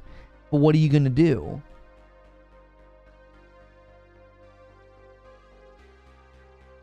What are you going to do? Like, that's what they've decided to do with their content. You're going to not buy the entire game because of one mission? My frustration with it is they don't have to do it. They don't. You're selling DLC, you're selling cosmetics, you're selling early access. Those are all very clear value propositions that the consumer can decide to buy. You don't have to throw in, oh yeah, there's also a quest day one that you don't get unless you upgrade. Like, you don't have to do that. You don't have to slice pieces of the game off like that. That's stupid. The Jabba the Hutt quest line is in the game. Jabba the Hutt quest lines are in the game. There's an additional one at the beginning. Yeah, there's an additional Jabba the Hutt quest line that you can only get if you get the special edition. I don't like that. That doesn't seem like an appropriate way to treat the product and the art. It's not a value proposition of there's DLC coming, you can buy it now. There's cosmetics, do you want these cosmetics? Or, oh, do you want in early? Those are all, to me, reasonable value propositions. Slicing off a mission from the game at launch date and saying you can only get this mission if you do the special edition, that I think that's a mistreatment of the product. It's like, why are you doing that? It's so chintzy and stupid. It's probably not even that significant. The quest in Hogwarts really wasn't a quest. You got a shop in town. Well, right, but the shop, the quest line, the location. I thought there was a location too in Hogwarts. Like you could go down to a shop that you couldn't get access to if you didn't have PlayStation. I might be misremembering. I thought that was what it was. It was like an actual like shop and location and a quest line attached to it. And like a potion, you could make like a potion or something that you couldn't get if you didn't have PlayStation.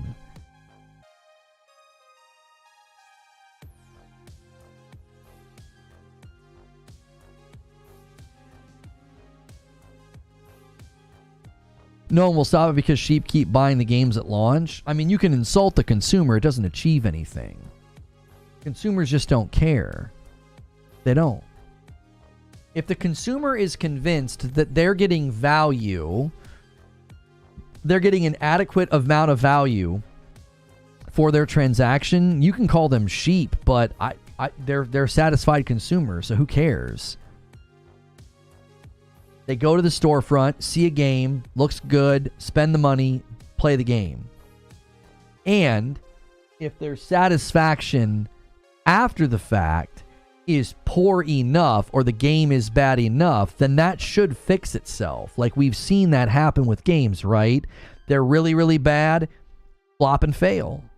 They don't make enough money. They get bad critical reception, bad consumer reception, and that's where your power exists as a consumer. You can call people sheep, but even a bad game doesn't succeed It doesn't. Unless you're like Star Wars, which that was irritating with Jedi Survivor. Like, Jedi Survivor was pretty commercially successful, even though it wasn't ready for launch. And it's because there's just so many people that'll buy a game because it's Star Wars. I won't support devs when that happens. I'll either wait for massive sales, or if I want to play, I'll buy it used so the devs don't get my money. Generally speaking, the devs aren't the ones that make that decision. I mean, I get where you're coming from, but it's usually a publisher's decision as far as how the marketing and slicing up the content goes. If a quest or item is only obtainable by pre-ordering, then it wasn't important. They won't sell an incomplete game. They'll support it for months. With gamers, there's a peer pressure to playing the latest hype with your friend. Yeah, I mean, there's definitely elements of FOMO. There's definitely elements of peer pressure. There's all those elements. Sure. I'm just saying that I think in general, I don't like calling the consumer sheep. Like, insulting the entire consumer base, I just don't think is helpful. It's like, the reason that the gaming industry is so successful and there's so much money being invested into studios and projects and we're getting amazing games. Well, why? Because there are tons of gamers that are supporting the industry. Like, don't insult the people that are keeping the engine running. Do you understand what I'm saying? Like, you're all these sheep. Okay, well, we've been playing some pretty amazing games the last couple of years because we have a thriving, despite what people are trying to claim, we have a thriving gaming industry. Oh, we're headed for a crash. No, we're not. Oh, AAA games are terrible. Did you see all the amazing AAA games last year? Have you played any games this year? What about the year before that? Like, that's all just fear-mongering nonsense. You're getting to play all these amazing games. There's this flourishing industry. There's all this money being spent. And then because they do something you don't like, it's like, well, the people buying it are sheep. Okay. If you really like a game and it's really commercially successful, those same people are spending money and buying that game.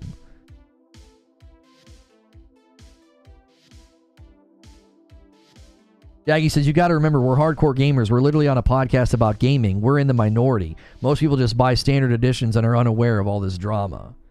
Yeah, the number one spot for Assassin's Creed Shadows on the Amazon Japan site, it was the standard edition. Yeah, most people are just like, yeah, give me the game. I don't need all the extras. But then 4th place was collector's edition, and then like 7th place was either the gold or the ultimate, and then the 12th place was gold or ultimate.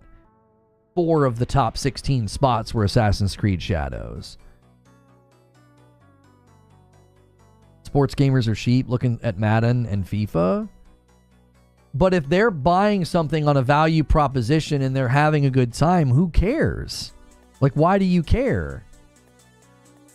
I mean, I guess if you want a pure version of Madden or FIFA and you feel like it's been corrupted and, you know, the willing consumer base has allowed that corruption, I could understand your frustration. But, like, to be angry at those people or to call them sheep, it's like the people who buy skins in Fortnite. They're having a good time.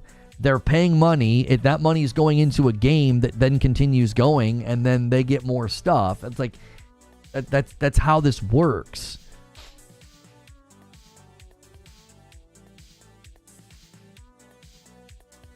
This is from the Smithsonian, says Predator 3A. In 16th century Japan, the title of samurai spoke to rank and was loosely defined as a warrior in the service of a lord of another warrior. By 1581, Nobunaga employed thousands of samurai, yet Yasuke was the first foreign-born warrior to enter their ranks.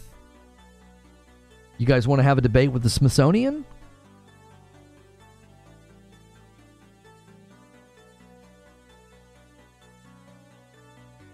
That's exactly why FIFA and Madden haven't changed in 10 years.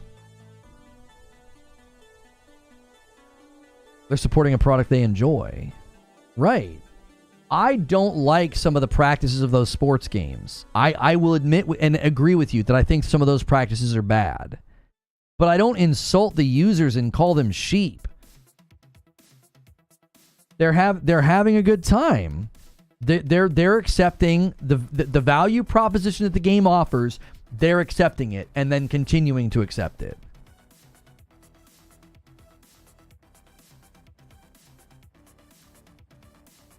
The Smithsonian sounds like a woke cult.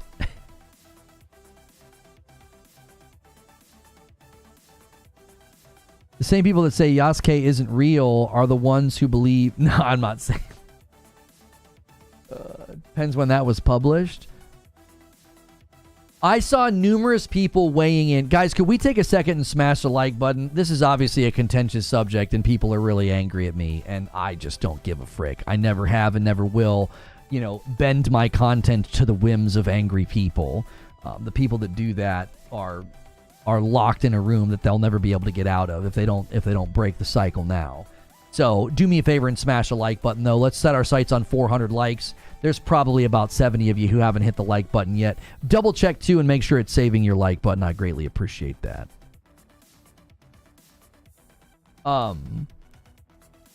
Pretty much everything I saw from somebody who wasn't just grabbing some edited wiki and they seemed to know what they were talking about. They essentially said he would have been considered a warrior. He would have been considered practically equal to a samurai because it was who he was with and what he was doing. He wasn't a water boy. Yo, what's good, J-Post? How you doing? Like, I think that's the issue. Is people are like, well, he wasn't a samurai. We don't know what he was considered. He was basically on the level, and he was considered a really strong warrior. That's all we need.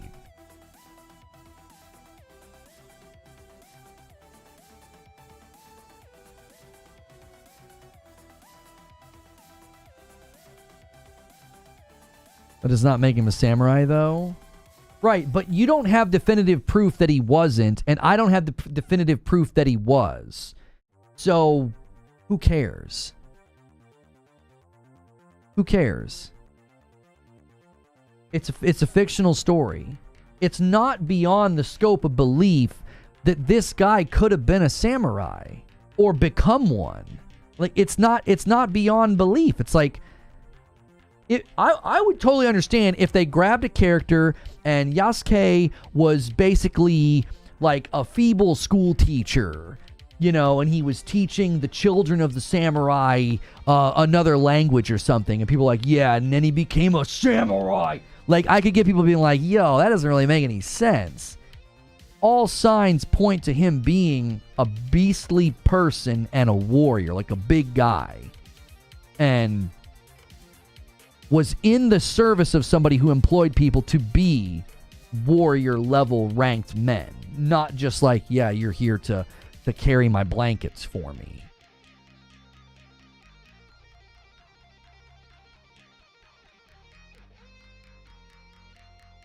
Didn't the Smithsonian put out the document that was the core tenets of... I don't know what that is. And Frank with the $5 super chat tip. Akuda Papa. Yo, how's it going? What's good, Akuda Papa? Thank you for the VIP for 32 months.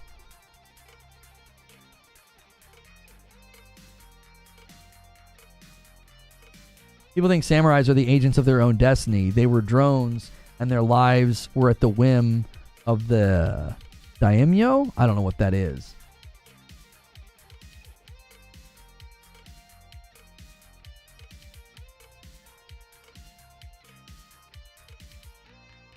He's a showpiece and only there for 15 months. What are you talking about? Akuda Papa with the 10 bomb puts us a 10 bomb away from 250. I owe you guys a bunch of members. Oh my gosh. Actually, if you guys hit 250, I'll just drop a 50 bomb. I'll owe you 50. How convenient. Lono doesn't know what that is. What do you mean, how convenient? I don't know what that is. I admit that I don't know about something, and that you see that as that's just a convenient thing. Would you rather me pretend to and lie and act like I know what something is?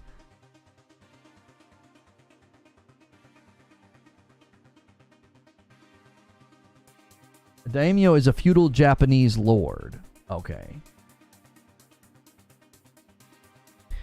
The term samurai was originally used to denote the aristocratic warriors, bushi, but it came to apply to all members of the warrior class that rose to power in the 12th century. And if he's in the 16th century, by then that's what he would have been considered if that's what happened.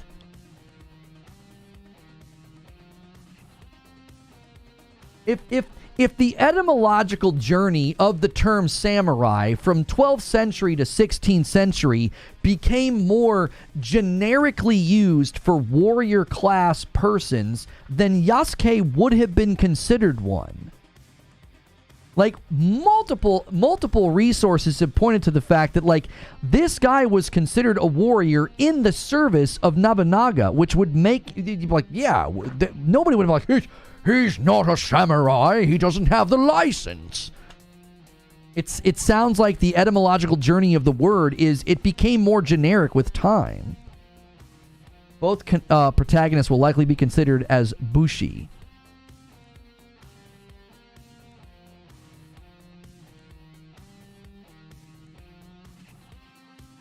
Professional historians are out here in a gaming chat educating people. Some people in chat watch Shogun and now they're experts. We gotta consult the ancient texts. That's right. Banisters is historically accurate. Go surreal. I cannot believe we're having a heated debate over granular historical accuracy in an Assassin's Creed game.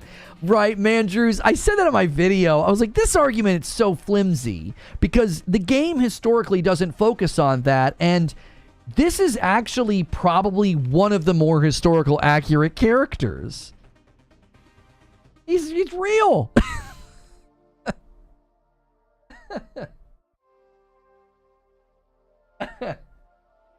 Let me see your papers. Where's your samurai papers? This is papers, please. This is papers, please energy. You know, it's like we gotta make sure. I got a bunch of comments on the video. Let's see what we got going on here. I pre-ordered. There you go. Get it. Enjoy. This is Ubisoft. It'll get a 76 on Meta. I don't know. This could be a banger, dude. What did AC Valhalla get? AC Valhalla Metacritic is an 80. It's also the most sold Assassin's Creed. AC Odyssey got an 83. And then Origins, which is my favorite. AC Origins got an 81. Those three all landed square in the 80s, in the low 80s. You know? Oh, the hubris. Do you know what hubris means? Where are you seeing evidence of hubris? Where? As we say, it doesn't really matter. He's a historical person. It's pretty reasonable. How is that hubris? How is that exaggerated self-confidence? You've heard me use that word before, right? So you're like, oh, I'm going to use a word that sounds cool. This guy says, I hate the woke junk. Just enjoy whatever story they want to tell. Ironically, that makes you the minority. Nice wordsmithing, my dude. I wondered if anybody picked up on that. I was like, ironically, that makes you the minority. You don't just get to carry weapons and be around Nobunaga. He was a very interesting character in history. Right, and it sounds like he was hired as a warrior. You know what I mean? Oh, he says what version? I will likely get the collector's edition.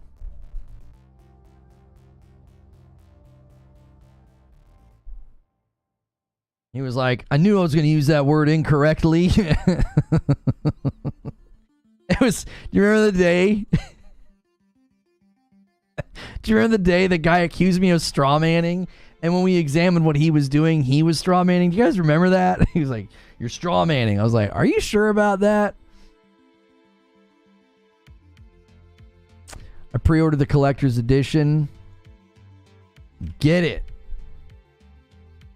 As far as historical accuracy, I think people are quick to forget that the Apple of Eden was a thing that granted the user various powers in the original trilogy. This guy says, ask yourself this. Would there be all this hate if the protagonist was a Caucasian man like the movie Last Samurai starring Tom Cruise? Historical accuracy, diversity, and saying it's woke is just smokescreen. Area that some are doing that, but not all.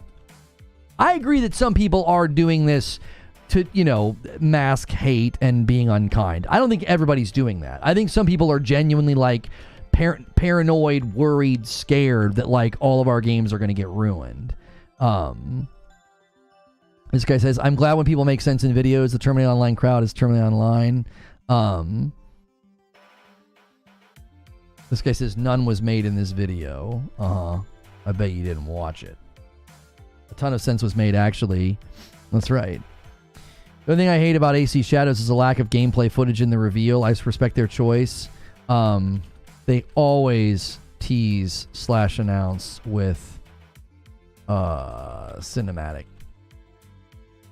AC Valhalla, Star Wars Outlaws, gameplay likely in June. Yeah. This is the pattern. They always do like a teaser/announce with the cinematic, and then they do gameplay later. We'll likely get gameplay in June. They did that with Star Wars Outlaws. They were like, cinematic, and I was getting frustrated in the trailer, and then they said gameplay tomorrow, and I was like, okay, I'm over it. Black Cleopatra from Netflix, I'm telling you, that's what the cause of this paranoia. Well, and I addressed that in a video. I said, listen, there can be what I call inauthentic diversity that does feel like cheap pandering, and it hurts a story. I don't think we can say that about Yasuke. There's too much evidence to him being not just real, but a warrior. That's all we need. That's enough for me to say this is not inauthentic. Right? If he was known as a small-framed, feeble man who taught people and, you know, he was seen as like a sage man of wisdom, and then all of a sudden they have him as this giant warrior, I'd be like, what are we doing here? This seems very forced. It doesn't feel forced, and it doesn't feel inauthentic, because everything we know about Yasuke is that he was in the service of a very revered and powerful warrior. He was considered a warrior. He was described as having the strength of 10 men. I'm good. That sounds like an awesome character to me. Like that, where's the hang up here? What's the problem? There are issues of these things being sort of forced or being cheap pandering. I think everybody's misfiring on Assassin's Creed Shadows. I think they are. I think you're misfiring. I get the paranoia. I get the frustration. I know there's people that have been saying things about gamers and gaming that seem pretty toxic. And I do understand there are people with a concerted effort and a viewpoint of whatever wave of feminism that it is that's very anti-white man. I know that's a thing. I don't think that's what's going on with a lot of these instances. I don't. I think people are misfiring. I think you're shooting an ally. I think you're scared and you're reacting and you're shooting an ally. You know, it's like I saw this last year when I was critical of things with like the Xbox deal and the Activision deal. It was like I was trying to tell people, it's like, I'm on your side. I'm your ally. I'm trying to tell you this is bad for you and bad for gamers and bad for the brand. And you're shooting at me. You're spitting at me. It's like I'm on your dadgum side. In this situation, it's like I don't see evidence of Ubisoft of all companies being like, oh yeah, let's totally do this super woke progressive thing. I don't see that.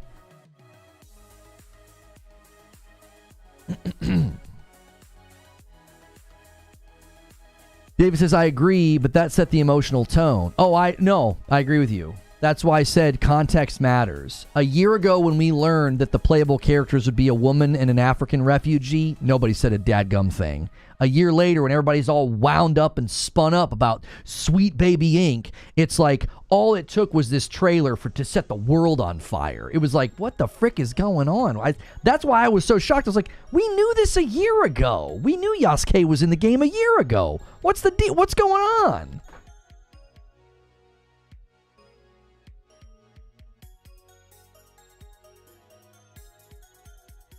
I think you misunderstand me on that regard. I hate both sides. I want my games going back to gaming. I actually think that this game's going to be fine.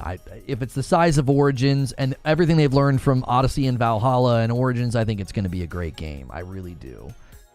It's been in development for a long time. They took a break and then they brought out Origins, and Origins was fantastic. It's one of my favorite Assassin's Creeds. Like, this one's been in development for a while. Right? When did AC Valhalla launch? Yeah, 4 years ago. I'm telling you, we when they take a break and they wait, we've gotten good results. Like, I trust that. I really do. I trust it. It's like, I think they're going to do a good job with this one.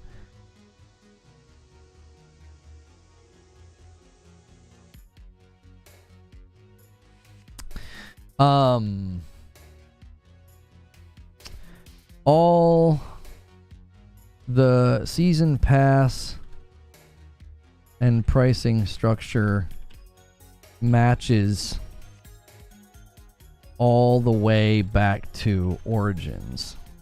I wish I would have done that research and included that in the video. I think that would have been so helpful to that part. Like, I basically say it's not out of step with what other companies are doing. I think it would have been really helpful to be like, they've been doing this with Assassin's Creed games all the way back to Origins. Like, why is this suddenly a huge problem? More from the Smithsonian. On June 21st of 1582, Mitsuhide ambushed Nobunaga in Kyoto while they were en route to a battle. Mitsuhide had thousands of troops under his command. Nobunaga was accompanied by just 30 or so men from his inner circle, including Yasuke. By protecting Nobunaga's remains, Yasuke denied Mitsuhide the chance to seize his enemy's head and display it as a way of establishing legitimacy and power. So we have a historical record here from the Smithsonian that, unless they just whip this up, Yasuke was with Nobunaga on the way to a battle. They get ambushed, and he protects the remains of his master. Come on. This guy sounds pretty freaking hardcore. You don't want to play as this guy? You're not getting my master's remains because I know you want to parade his head around. Come on. He sounds awesome. Just to make the point, Nobunaga would have used him. Compare a 6'2" black man compared to your normal Japanese man. Yasuke would have been towering over them. Yeah, there were other descriptions of him as being like as strong as 10 men. That's... He sounds freaking awesome. I don't care what you say. He sounds dope. You're too woke? I really hope you're joking.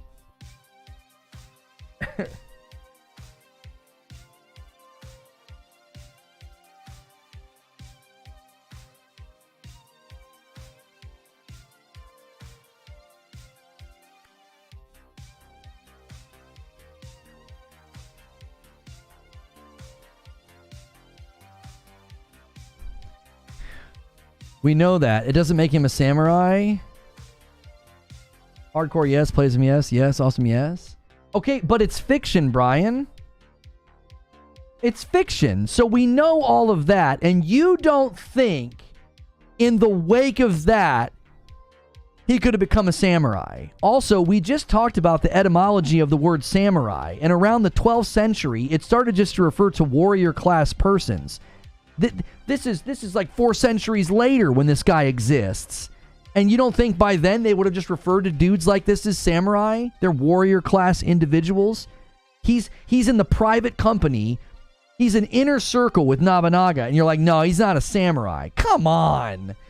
You're being rigid where there's no need for rigidity. It's fiction. It's hardcore warrior protects his master's body, and you're like, but he wasn't a samurai. During 16th century Japan, by the time you get to that point in history, that word is being more generically used to refer to warriors. Like, what's the problem here? He was a warrior. Who cares? If he was Bushi, or if he was Samurai, or if he was whatever you want to call him. It doesn't matter.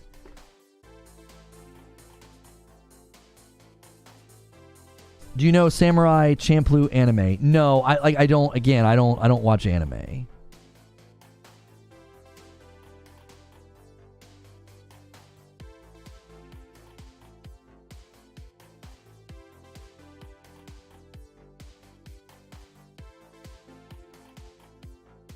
Indeed, he was around 5'10" based on his armor, which is much larger than the average samurai at the time.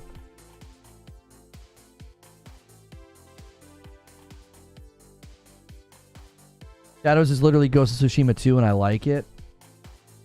Oh gosh, it's late. Wow, I did not realize how long we've been doing this. If you guys want to scramble very quickly, get 9 gifteds. I'll drop a 50 bomb, and we're gonna get the frick out of here. We're gonna go to Writer's Room. To be that close to 250, let's hit it. And then tomorrow, the stretch goal will only be like 81 members. Like, that'll be, you guys will be able to nail that. And then we'll make it to where you guys can goad Madam to mess with me during the horror VR game on Friday night. I think that'll be really, really fun. I think that'll be fun.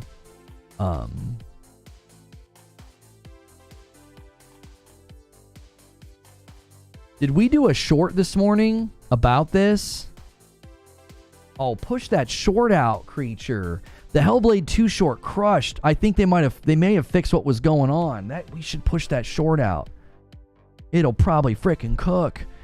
I mean, the upload didn't cook, so maybe I'm wrong. The upload will be fine, but I think a short, I don't know. They might have fixed shorts on the channel. Yo, Stonespire gifts one and takes us to 242.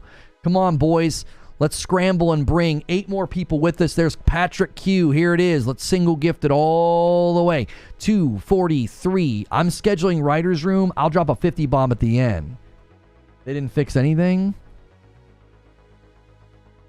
Yeah, but that thing has an amazing swipe rate, amazing view rate, and it's getting found in search results. That seems like it's been fixed. Like that's being treated like like a good video, like a good short. I don't know. After finally having a short that worked well, I don't know why we wouldn't do another one, especially on this topic. I feel like this might actually perform better in short form than long form because, you know, everybody's angry. Writer's Room for 12:30. Not even Dragon Ball. When I was growing up in high school, I thought the Dragon Ball artwork was cool, and I would always, like, draw them, and I thought Trunks was really cool. I thought he looked cool, but I didn't watch, no. It just wasn't my vibe. Yo, Angry Pete gifts one, takes us to 244. Come on, 6 more, and I'm going to drop the 50 bomb. There it is, 249, a 5 bomb from Red Fury. Who is going to take the glory of the 250th gifted member today? And there it is, Jay Wright does it. I owe you guys a 50 bomb. Absolutely incredible day. You guys are phenomenal. Here it comes, buckle up. Stellar Blade added a new boss challenge mode, replay against defeated bosses in multiple settings, unlock new costumes, Neuro Link suit by defeating all bosses in boss challenge mode. 2 new outfits from the Kunoichi series can be obtained at Adam's safe house. Fixed bugs such as unplayable sections, events not triggering, and trophies not being awarded. Added an auto lock on options when exiting ranged mode. Added an option to always show the compass in the HUD. Slightly increased the time limit for puzzles. Many other improvements have been made to the controls, balance, and more. Well, I'm not done with the game. I'll have to see if any of that affects. So there are still some things that don't feel quite right in the combat. Sometimes it does. There's just a weird input latency sometimes. What happened? I hadn't gifted the members that I owe yet, Sadiq. Well, we hit 250 members. That's a 50 bomb from me. That's a 50 bomb. Oh, Stellar Blade update? Yeah, they pushed out an update. Yep.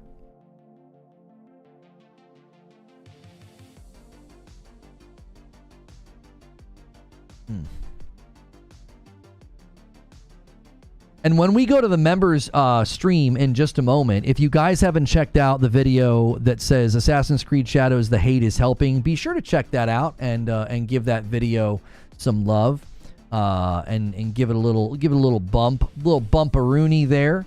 We've had a really strong return after some vacay, and because we were on vacay, we were a little late to that topic. So that video probably would have done a little bit better if I was able to drop it last week instead of today. New major order from Helldivers 2. Surveillance is uncovered in Automaton Pedifactory. Its only purpose is to mass produce heartless weapons of war. Liberate it, and we can convert it to produce en masse the dual autocannon XO49 Emancipator exosuit. Arrowhead CEO stepped down. Paradox DLC. Farmer is the new DLC. 177 countries still blocked. Still think I was paranoid about the Sony tweet saying, "You don't do it this update." He didn't step down. He's in a different role. He quite literally hired that guy. He hired that guy so he could step into a more creative role. That's not... He didn't step down. He hired a guy to replace him so that he could focus on the stuff that matters more to him. And the country still being blocked thing, I don't know what's going on there, but I don't think there's like some tension between the companies.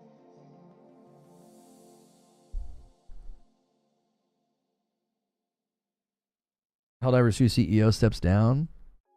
Yeah, but he literally tweeted he hired the guy.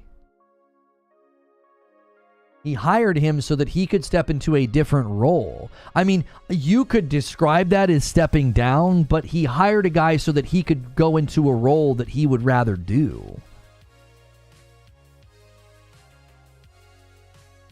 He's literally the CEO. He hires a replacement so that he can step into a creative role.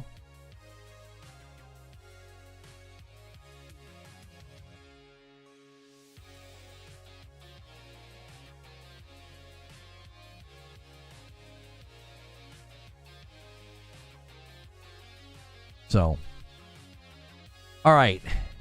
Easy day. Huge day, guys. 250 members. Let me give you guys a link to the writer's room. Let's get out of here. If you did not get a gifted membership today, you can become a member for $5. We always encourage people who get gifted members, consider picking up your own membership. You get into a ton of content, and we put a lot of work into providing the extra content as well as a members-only Discord, and it supports the channel directly. You may notice this is not a very large channel, and I do this full-time, because of the memberships, and it's even more helpful when we have more people picking up their own memberships instead of being so reliant on gifted memberships. So if you really enjoy the channel and you really enjoy the content, consider that. $5 a month gets you into an entire month's worth of extra content as well as the Discord, and it enables us to do more things, okay?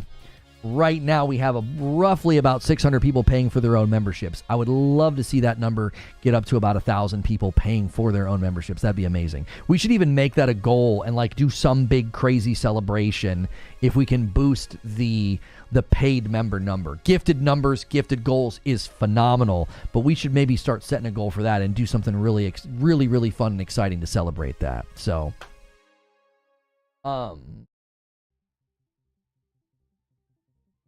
if you hired someone to do the talk show so you could do something else that helps out with your channel, that wouldn't be you stepping down. I don't think that's a functioning parallel or a very good analogy. He would rather be in a more creative role, so he went out and found somebody to do the job of CEO so he could do that. Running with a headline that like, oh, the CEO stepped down, and then building on top of that to create like this, oh, this bad image. I just think that's, I don't know. Go look up who he hired. He's hated. I know his name very well as I'm playing EU4 at this moment. I don't know anything about the guy he hired. If there's problems with that guy, then we'll see what happens. That again doesn't seem to be like a, oh no, Sony's doing something bad or this situation's bad. I don't know. Tip, make a Patreon so I can throw $1 each time you make a good video. I don't like membership models. I'm sure there's more like me. I have a Patreon that we don't really use anymore. There are still people over there that like I think they've forgotten that it's active. I don't know what we would use the Patreon for though. Just tipping, I guess, if you want to tip or I don't know. He hired somebody he knew. Yeah. Let's get out of here, though. It's 12:30. Let's go to Writer's Room. We usually go to Writer's Room at noon. We're going to be a little bit late. All right. I'm going to put a link in chat. Now, before we do that, guys, do me a favor and smash the like button. Get us 20 more likes on this video. Let's get to 400 likes. Likes were a little lacking today because people did not agree with me, and those likes will help the video find more people later on. Make sure it's saving your like. Take a quick second and do that before we leave. There's a link in chat. I'll also redirect you to the Writer's Room. Super Chat's the same model as Patreon. It is, but yeah. Thanks so much for being a member, and you may be a new member. We had a ton of members today, 250 new members. Most of those, practically all of those, gifted members. So be sure to say thank you to the people who did that. I had to give 50, because every 25 I give 5. So I gifted 50. That's 300 new members. If you really like this extra content, getting to see behind the scenes, this is called the Writer's Room. There's also a Friday night stream at 8 p.m. Eastern with my wife. You guys have unlocked the scary VR game. I got to play a scary game. If we get 81 more members tomorrow, Madam gets to mess with me while I'm playing the scary VR game. So you guys can hit that stretch goal tomorrow and consider upgrading to Member Plus or just picking up your own membership so that way more people can get gifteds. Currently, we have about 600 people paying for their own memberships. I'd love to see that number at about 1,000. That helps us do more. It helps us really grow the channel, and it does enable me to be doing this full-time like I do. So thank you to everybody who has been gifting. I'm going to end the previous Assassin's Creed stream and bring people over with redirect. I am going to then go change that thumbnail so it no longer says that we are live. That conversation